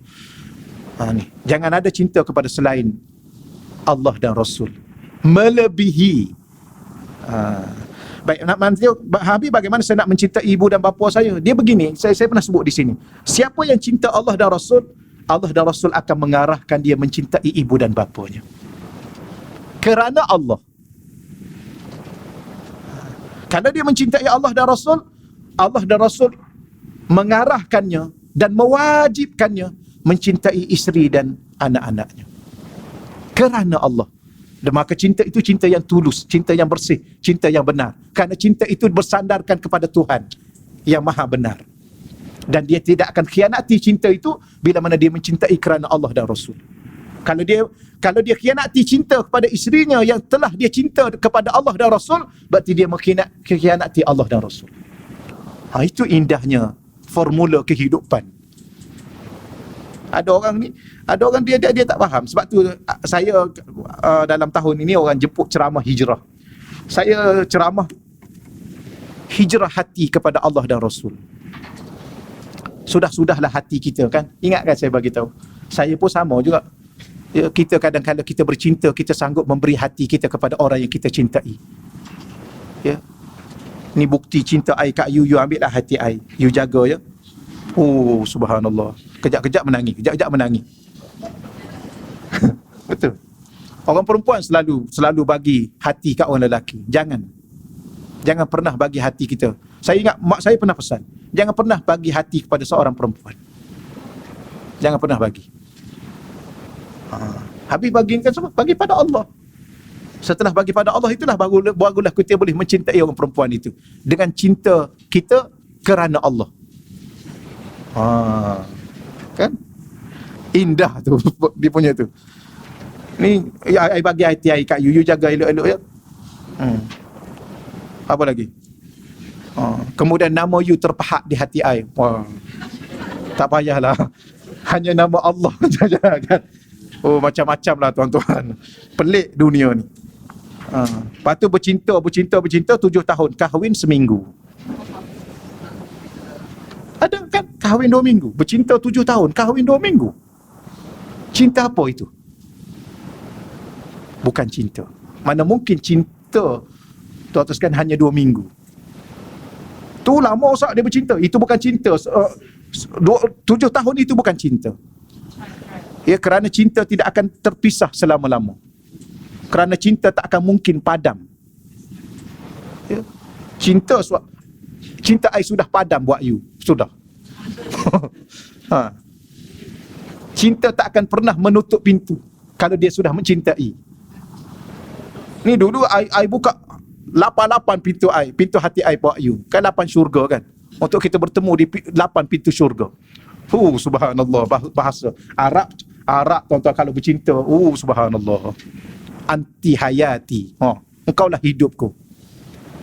Ya, tanpa engkau matilah aku. Padahal kawan tu mati, dia tak mati-mati juga. Tak adalah tuan. Itulah masalah hati ni. Maka hijrah hati ni bagilah pada Allah, cukuplah. Ya, dulu biarlah yang berlalu tu biarlah berlalu. Arab kata qad madha ma madha. Yang lepas biarlah lepas. Ya, pulang kembali jumpa suami, minta balik. Ya. Minta maaf abang. Ya, hari ni I nak minta hati I yang I bagi kat you. You ingat tak? Dia pun dah tak ingat dah pun. Betul ke you bagi kat I dulu? Sudah, lagilah kecewa gitu. Siapa suruh bagi? Kenapa pula you nak ambil I nak bagi kat Allah? Kerana I dah dekat nak jumpa Allah. Maka suami tu lagi sayang kat kita. Sebab apa? Sebab peluang dia makin cerah. Sebab kita dah nak meninggal. Tak adalah setakat tu. Allahumma salli ala sayyidina Muhammad. Sebab tu jangan cakap kat suami. Ya, Kak Sarwar selalu pesan kat saya, terima kasih. Jangan pesan kat suami. Kau you nak kahwin biar I mati dulu. Jangan pesan gitu. Dia akan doa hari-hari bila dia nak mati. Tak ada. Betul. Allah, tajuk apa dah kita ni? Tajuk cinta. Minta maaf ayah, ni ustaz ni tajuk apa pula ni? Kan kita bincang sekarang sedang cinta. Kata Imam Syafi'i pasal cinta. Cinta dunia dan cinta Allah. Tapi orang sudah cinta kepada, bukan setakat tak lagi cinta Allah, dia cinta dunia, dia cinta makhluk, dia cinta harta, dia cinta pangkat. Dia sanggup berpenak lelah kerana pangkat. Dia sanggup berpenak lelah kerana makhluk yang dia cintai. Kerana cinta ini kuasa yang begitu besar. Ada satu kata-kata Syekh saya, Syekh Yusuf, dia kata apa? Dia kata as-salik ataupun as-suluk sayyarun, al-hubbu tayyarun. Kita dalam berjalan menuju Allah, kita kena berkenderaan supaya perjalanan kita selamat dan cepat. Tapi ada orang dalam dia berjalan menuju Allah, dia guna suluk. Maka suluk itu ibaratnya sayyarun, kereta. Tapi dalam berjalan menuju Allah, untuk mendekatkan diri sedekat mungkin dengan Allah, secepat mungkin, kena guna cinta. Kenapa? Al-hubbu tayyarun, kerana cinta itu adalah kapal terbang. Cinta tu diibarat kapal terbang yang dia boleh bawa kita dengan begitu cepat untuk sampai ke destinasi. Tapi berjalan begitu biasa-biasa ini adalah kereta. Yang kadang-kadang kereta ni ialah laju juga, tapi lebih laju ke kapal terbang.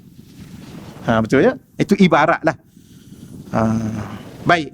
Kemudian kata Sayyidina Umar Al-Khattab radhiyallahu anhu, wailun, celakalah. Wailun ni satu perkataan yang mencela. Satu juga memberi makna wailun, neraka wail. Ada satu lagi makna wail, dia bukan neraka wail, tapi dia satu lembah dalam neraka Jahannam.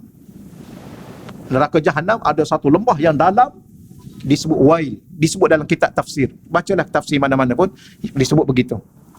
Maka wailun terjemah biasanya celakalah. Liman, bagi orang yang kanatid dunya amalahu, dunia adalah cita-citanya.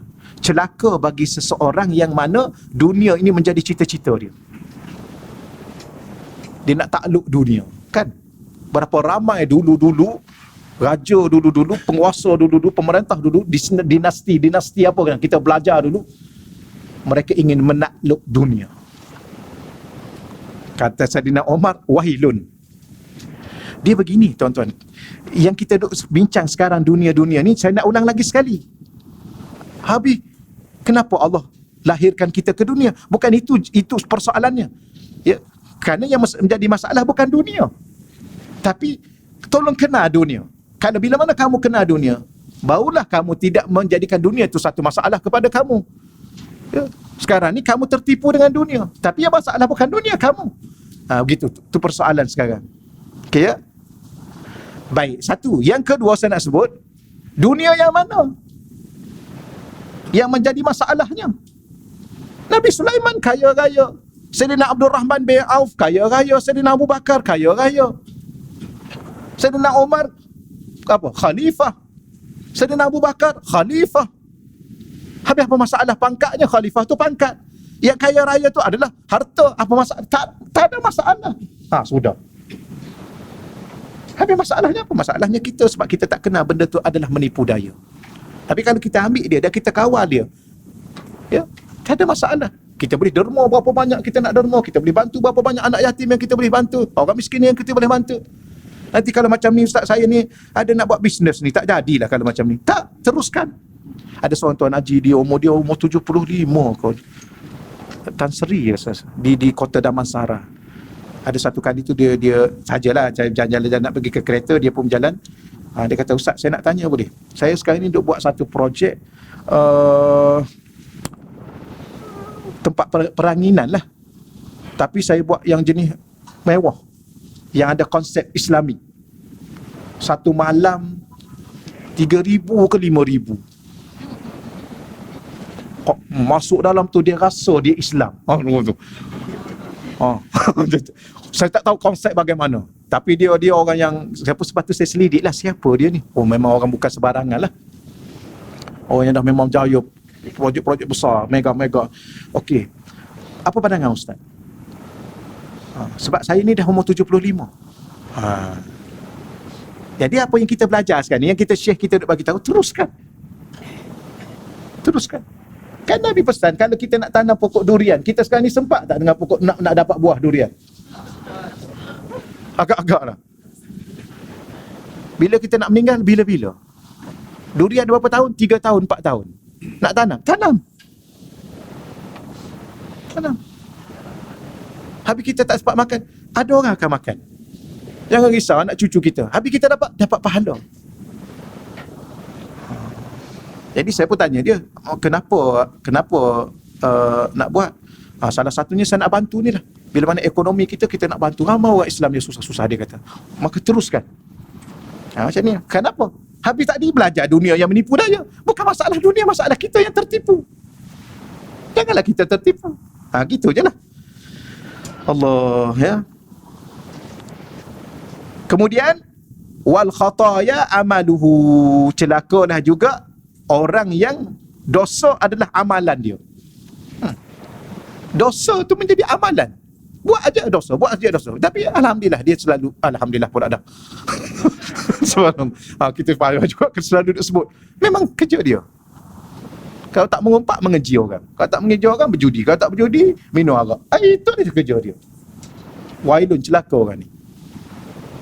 Tapi memang ada orang, dia fikir hari-hari buat dosa je. Ini nak tipu orang ni. Besok nak tipu orang ni pula. Lusa nak kata kat orang ni. Lusa nak mengeji orang ni. Lusa nak menyumpah orang ni. Itu je kerja dia. Kerja cyber terupa. Subhanallah. Wailun, celaka dia. Duduk cari salah orang kan. Patut up. Viral. Itulah kerja dia. Cari salah viral. Ni kerja-kerja dosa. Sayyidina Omar kata celaka orang ni. Wal iyazubillah. Sekarang cyber terupa yang dibayar.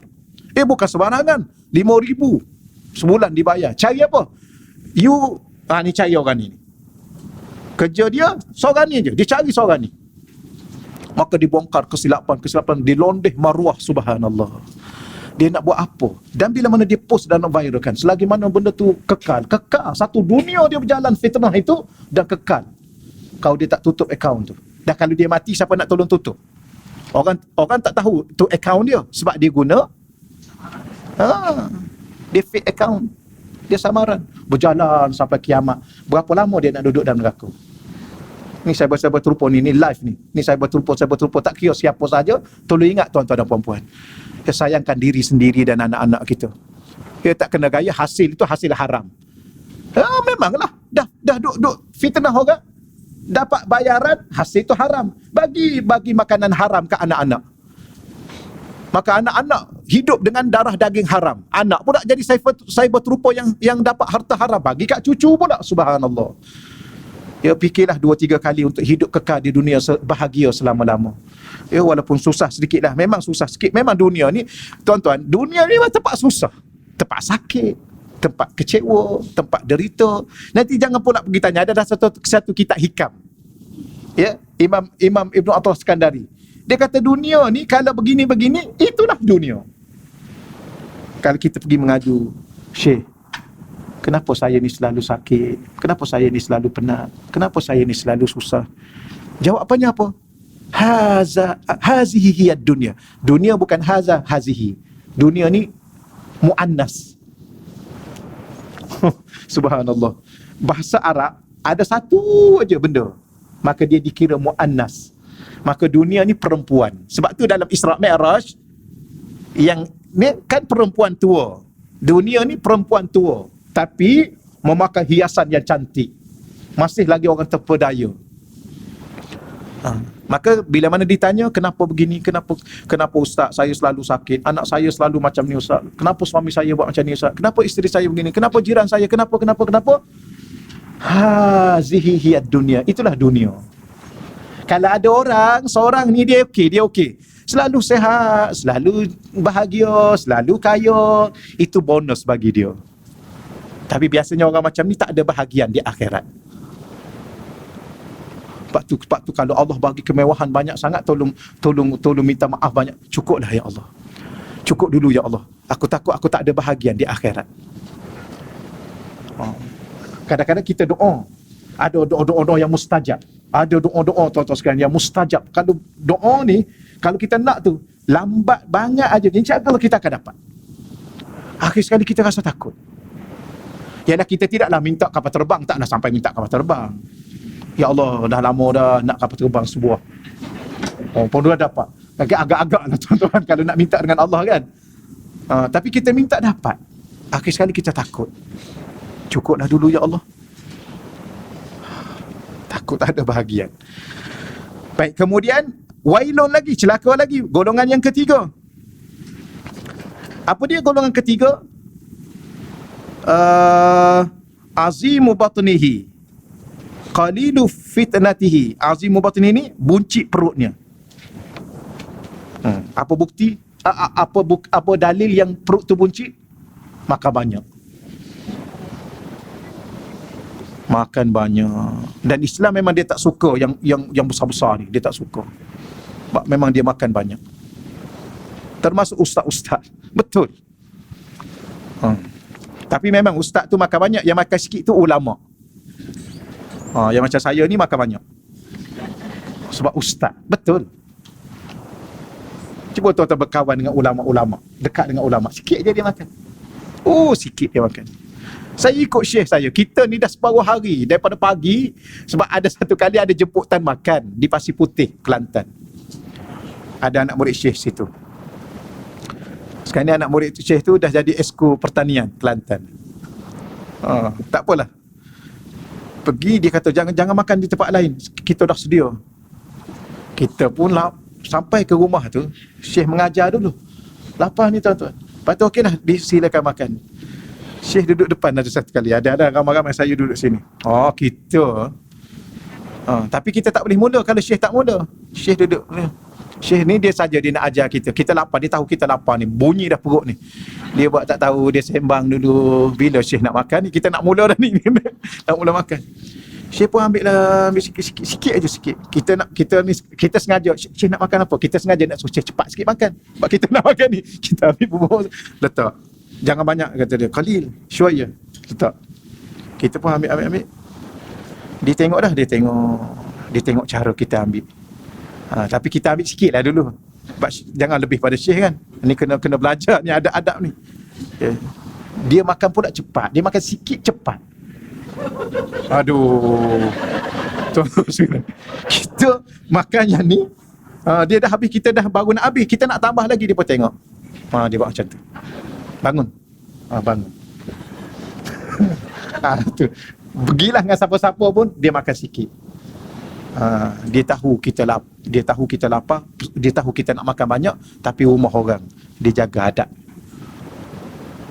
Dia buat macam tu, kita pun isyarat, kita pun bangun. Duduk ni, kejap tengok belah situ pisang, belah situ. Barulah kita baru tahu iktibar. Itu satu. Pergilah dengan siapa pun, dia macam tu. Ustaz makan banyak, ulama makan sikit. Kalau ustaz tu dah makan sikit, nak jadi ulama dah tu. Betul. Ni lah. Sebab apa? Sebab dia jadi buncit. Buncit tu bukan masalah buncit. Ada orang memang dia buncit pun, sebab dia jenis besar, tapi buncit kerana makan banyak.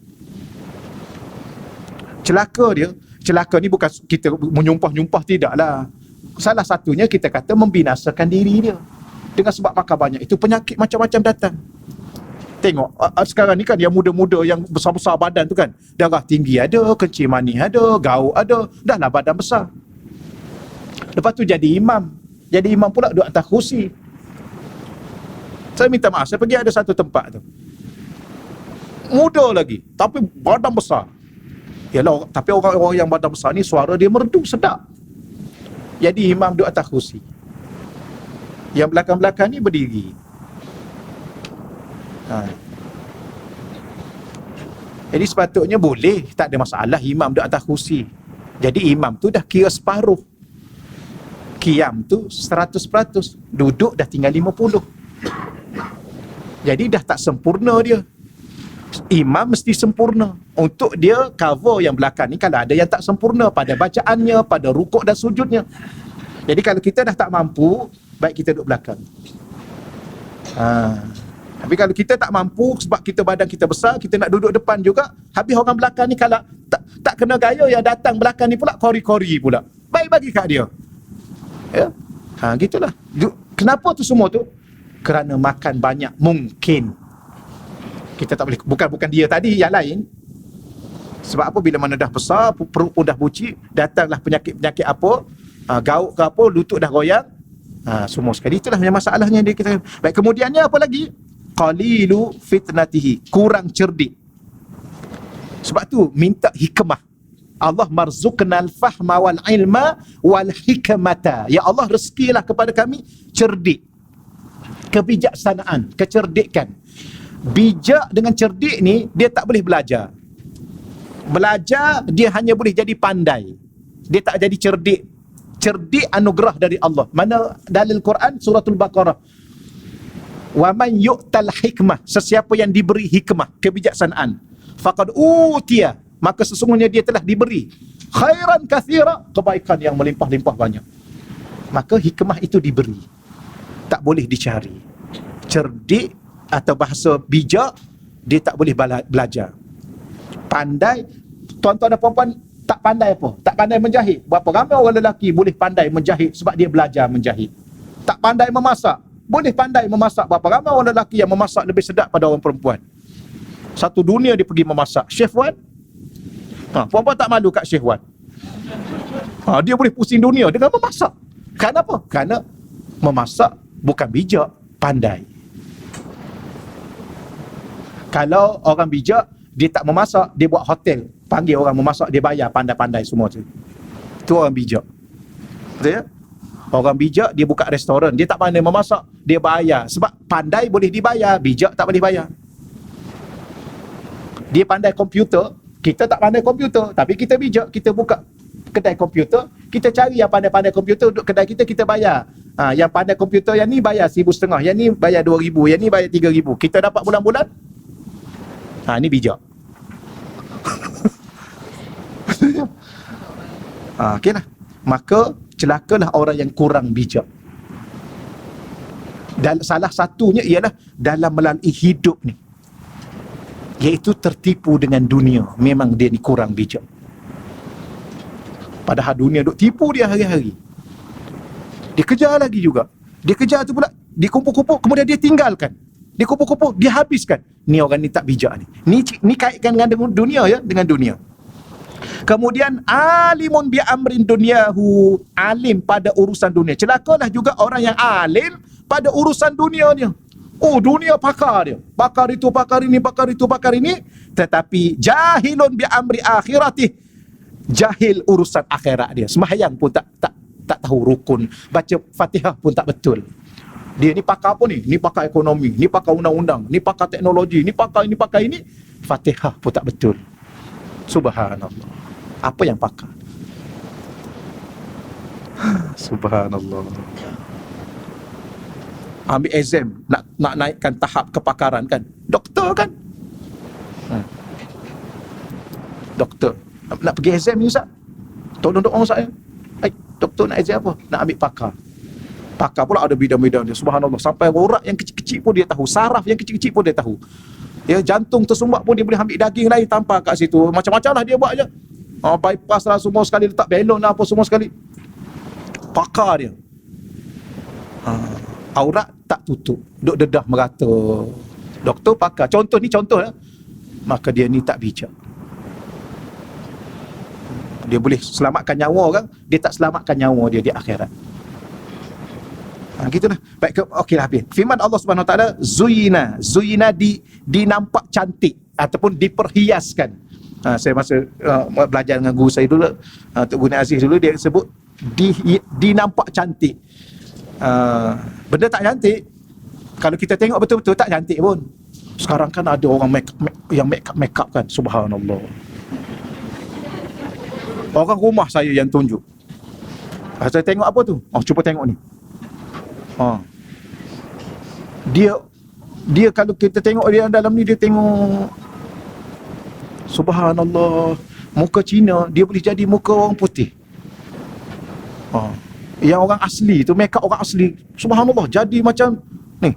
Dia tengok ni, make up. Kan make up sekarang boleh tampal tanpa kulit tu kan. Lepas tu dia koyak balik tu. Tak tengok. Baguslah puan-puan ni. Tak tengok. Saya orang rumah tunjuk. Dia tunjuk. Dan sekarang kan yang terkenalkan nama apa tu, yang juru make up yang terkenal tu, orang Kedah tu, Bella tu. Tak tahu. Takat tu dulu, nanti kita promosi dia. Saya tak tahu. Tapi orang rumah saya, dia tunjuk. Saya kata tak payahlah, make up tu dah cantik dah tu. Nanti kalau make up nak kena beli lagi. Dah cantik dah. Okey, kena bijak juga kan. Kita puji dia, tak selamatlah duit kita tu. Tak adalah tuan-tuan, okeylah. Tapi nak bagi tahunya, apa makna zuyina? Saya ingat tok guru saya dulu, tuan guru dulu, dia kata apa? Tiang tandas tu. Tiang tandas, sekarang tandas dah tak ada tiang. Dulu kan tiang yang buang dalam apa tu? Dalam sungai tu kan? Tak pernah. Kan duduk tepi sungai. Tiang bawah tu dah apa? Berlumut semua sekali. Yang tu pun kalau kita ambil hias cantik tu. Tiang tandas tu. Itulah zuyina. Ada orang nama Zuyina.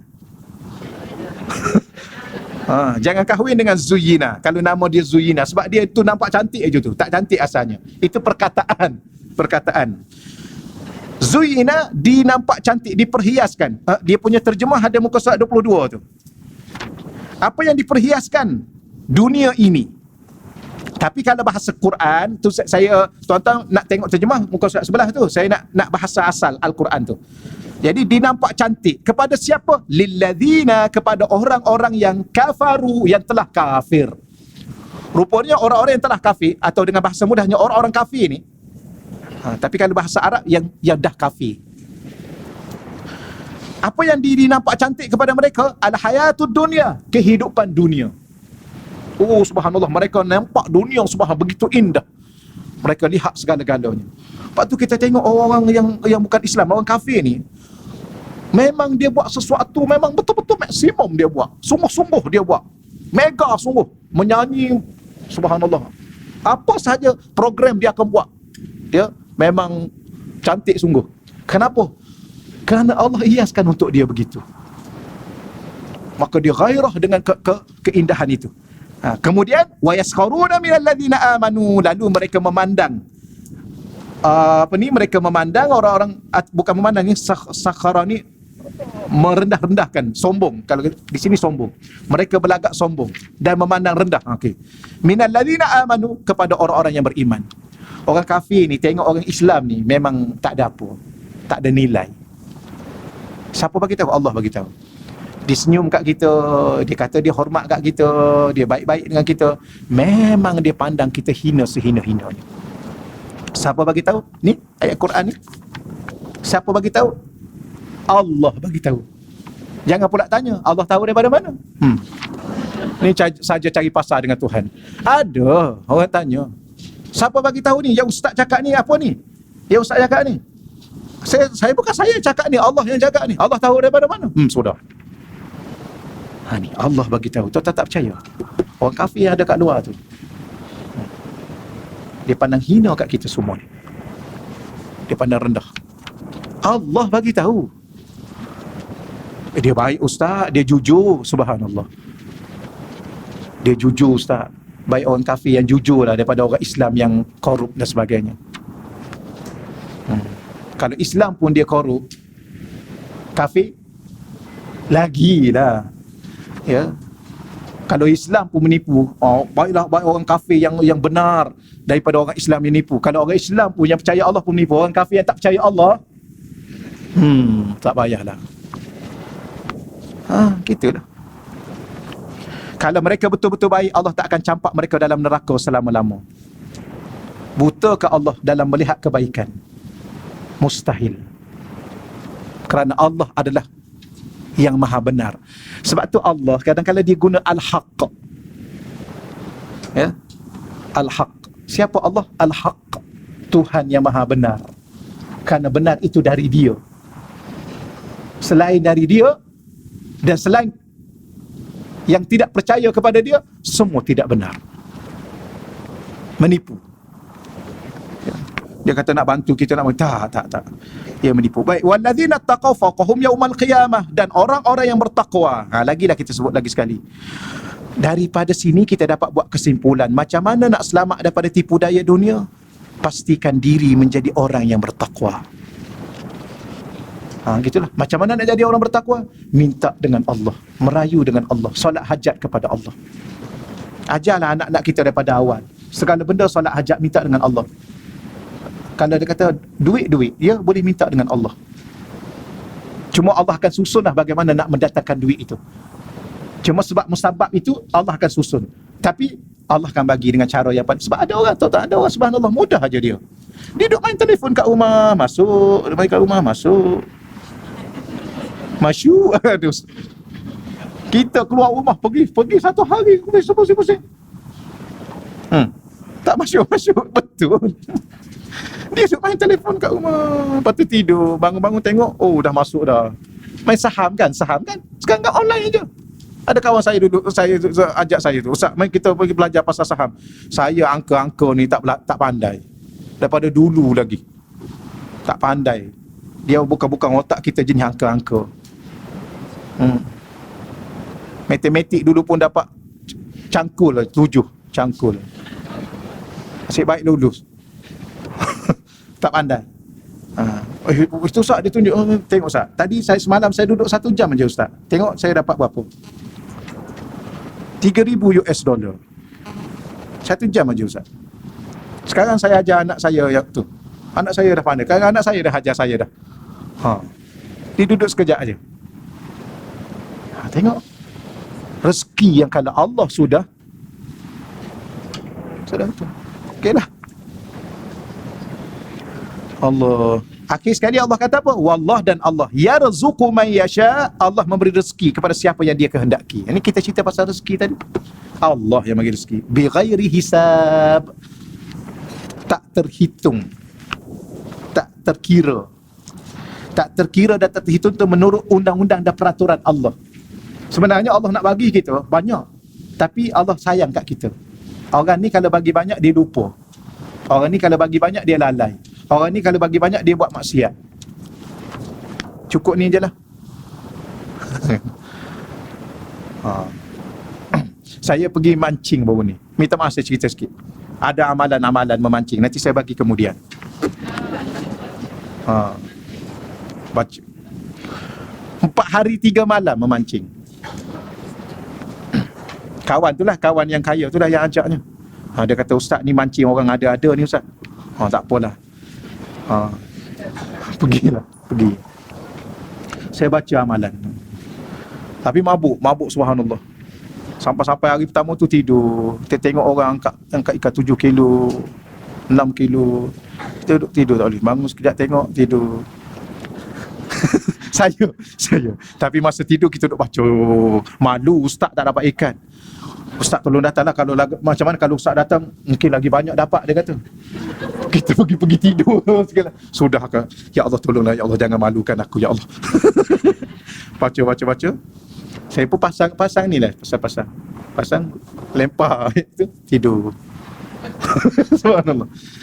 Kemudian saya baca, saya cakap, ya Allah, aku nak ikan 10 kilo. Sebab yang lain 7, 6 10. Tuan-tuan, dia saya mancing. Saya baca, lepas tu baca dulu, ada baca dia, nanti kita bagi kemudian. Baca. Tapi kalau tak nak pergi, tak payah pergilah kan. Ilmu ni nak amal. Baca. Naik ikan duri. Ikan duri, besar juga naik ikan duri. Saya kata, ya Allah, ikan duri ni aku pergi pelabuhan Kelang pun dapat. Ni pergi tengah-tengah laut 4 jam, 5 jam ke tengah tu, ikan duri. Lepas tu datang dalam hati, tuan-tuan, ni amalan tu. Datang dalam hati. Terima dulu apa yang Allah bagi. Terima. Allah minta maaf, ya Allah, astagfirullah. Duduk petang sikit, tuan-tuan sekalian, dia tu duduk petang memang naik 10 kilo ikan kerapu, 10 kilo. Yang lain mesin dipanggil mesin Bangla tu. Mesin Bangla kan tekan dia bawa turun umpan. Nampak ikan kena, tekan dia bawa naik sendiri. Kita tengok gitu je. Tahu kan? Tak tahu juga. Baguslah. Saya ni mesin dah lah, mesin pinjam. Dah kita bawa mesin ikan kembung. Ustaz bawa ni pancing ni. Ni pancing ikan kembung ni ustaz. Ikan kembung baik pergi pasar. Tak apalah, pinjam mesin ni. Doa lah tuan-tuan. Alhamdulillah naik 10 kilo ikan kapu. Boleh ni. Sampai sekarang sakit lengan ni. 10 kilo naik. Berapa jam naik? Tak ada, dalam 15 minit. Naik. Duduk sekejap malam tu, ada orang sebelah saya dapat 12 kilo. Lepas tu duduk tidur ni, ustaz, ada orang dah potong punya rekod ustaz ni, dah potong ni. Saya pun baca lagi, besok pagi baca. baca. Ya Allah, dia boleh ya Allah, dia dapat 12. Nak 15 kilo. 15 kilo, ya Allah. Datang dalam hati, cukup je lah. Cukup je. Datang dalam hati ni, tuan-tuan, bukan Allah ni, hati kita bercakap. Cukup dulu. Kenapa tuan-tuan? Sebab yang pertama memang kita nak 10 kilo, tak ada masalah. Yang kedua, kita sudah nak potong orang. Kita niat dah tak betul. Maka Allah sayang kat kita, cukup dulu. Kalau tidak, takabur kita. Cukup dah. Boleh lah 10. Yang dia 12. Itulah. Nak ceritanya apa?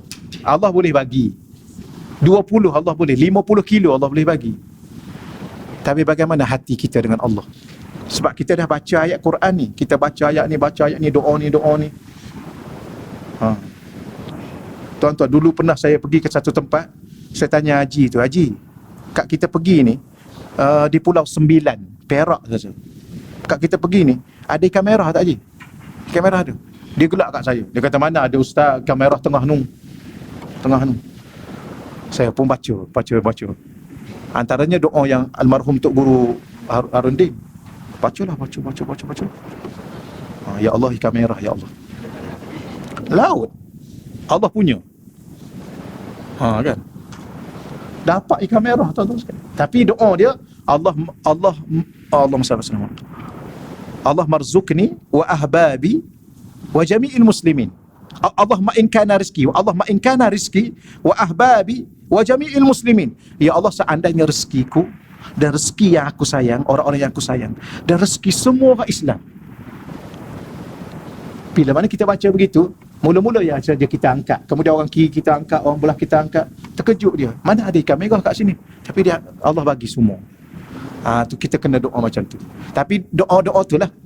Tapi ada waktu kita doa, subhanallah, 40 kali doa tuan-tuan, baca daripada awal sampai akhir, ada sampai akhir. Kenapa tak naik-naik lagi ni? Allah tak bagi sebab kita riak. Gitulah. Nantilah kita jumpa lain kali lah tuan-tuan sekalian, yang doa-doa tu. Banyak doa-doa tu. Ada amalan-amalan tu.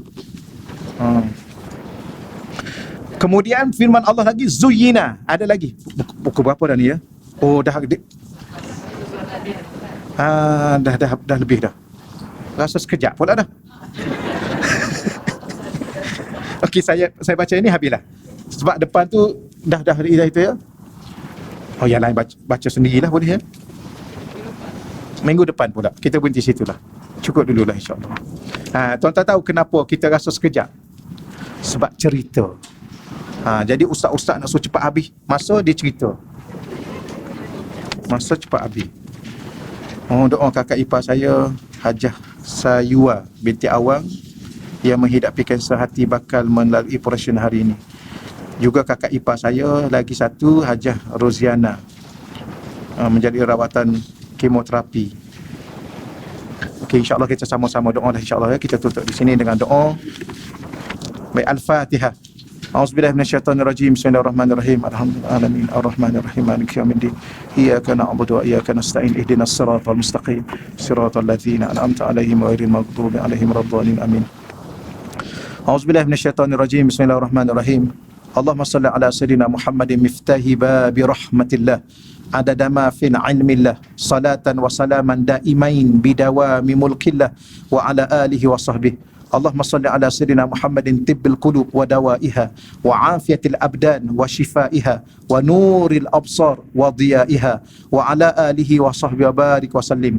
Allahumma salli salatan kamilah wa sallim salaman tamman ala sayyidina Muhammadin alladhi tanhallu bihi al-uqad wa tanfariju bihi al-qurab wa tuqda bihi al-hawaij wa tunalu bihi al-raghaib wa husnul khawatim wa yustasqa al-ghamamu biwajhi al-karim wa ala alihi wa sahbihi fi kulli lamhatin wa nafasin bi adadi kulli ma'lumin lak. Allahumma anzil 'alaiha ya Allah, ala Hajjah Saywa ya Allah, wa Hajjah Roziana ya Allah, dawaan min dawaik wa shifaan min shifaik wa rahmatan min rahmatik wa barakatan min barakatik ala hazihi al-awja' wal amrad wal asqam wasyada'id fatabara birahmatika ya arhamar rahimin. Ya Allah, ya Tuhan kami berdoa khusus kepada Hajjah Saywa ya Allah, dan juga Hajjah Roziana ya Allah, dan kepada orang yang sakit di kalangan kami ya Allah, di kalangan saudara-saudara mara kami dan sahabat-sahabat kami ya Allah. Kau turunkanlah kepada mereka ya Allah penawar daripada penawarmu ya Allah, ubatan daripada ubatanmu ya Allah, rahmat daripada rahmatmu ya Allah, kasih sayang daripada kasih sayangmu ya Allah, keberkatan daripada keberkatanmu ya Allah, sehingga menyembuhkan penyakit-penyakit yang kami doa kepada mereka ya Allah, orang yang sakit yang kami doa pada mereka ya Allah, khususnya kepada Hajjah Saywa dan Hajjah Roziana ya Allah. Permudahkanlah segala urusannya ya Allah, sihatkanlah tubuh badannya ya Allah, hilangkanlah penyakit-penyakit yang dihadapi olehnya ya Allah, berilah kesabaran yang kuat kepadanya ya Allah dan kepada ahli keluarganya ya Allah. Sihatkanlah juga kami ya Allah, orang-orang yang sakit di kalangan kami ya Allah. Berilah kekuatan kepada tubuh badan kami hingga kami mampu beribadah kepadamu hingga ke akhir hayat kami ya Allah. Ampunkanlah kami ya Allah, selamatkanlah hidup dunia dan akhirat kami ya Allah. Selamatkanlah ibu bapa kami ya Allah, dunia dan akhirat ya Allah. Selamatkanlah anak cucu kami dunia dan akhirat ya Allah. Rezekikanlah kepada kami seketul hati yang bertakwa kepadamu ya Allah, hati yang cinta dan rindu kepadamu ya Allah. Engkau jagakanlah hati kami dengan rasa kebesaranmu, keagunganmu ya Allah. Hidupkanlah kami dengan sunnah-sunnah nabimu ya Allah. Jadikanlah kami umat kepada kekasihmu ya Allah.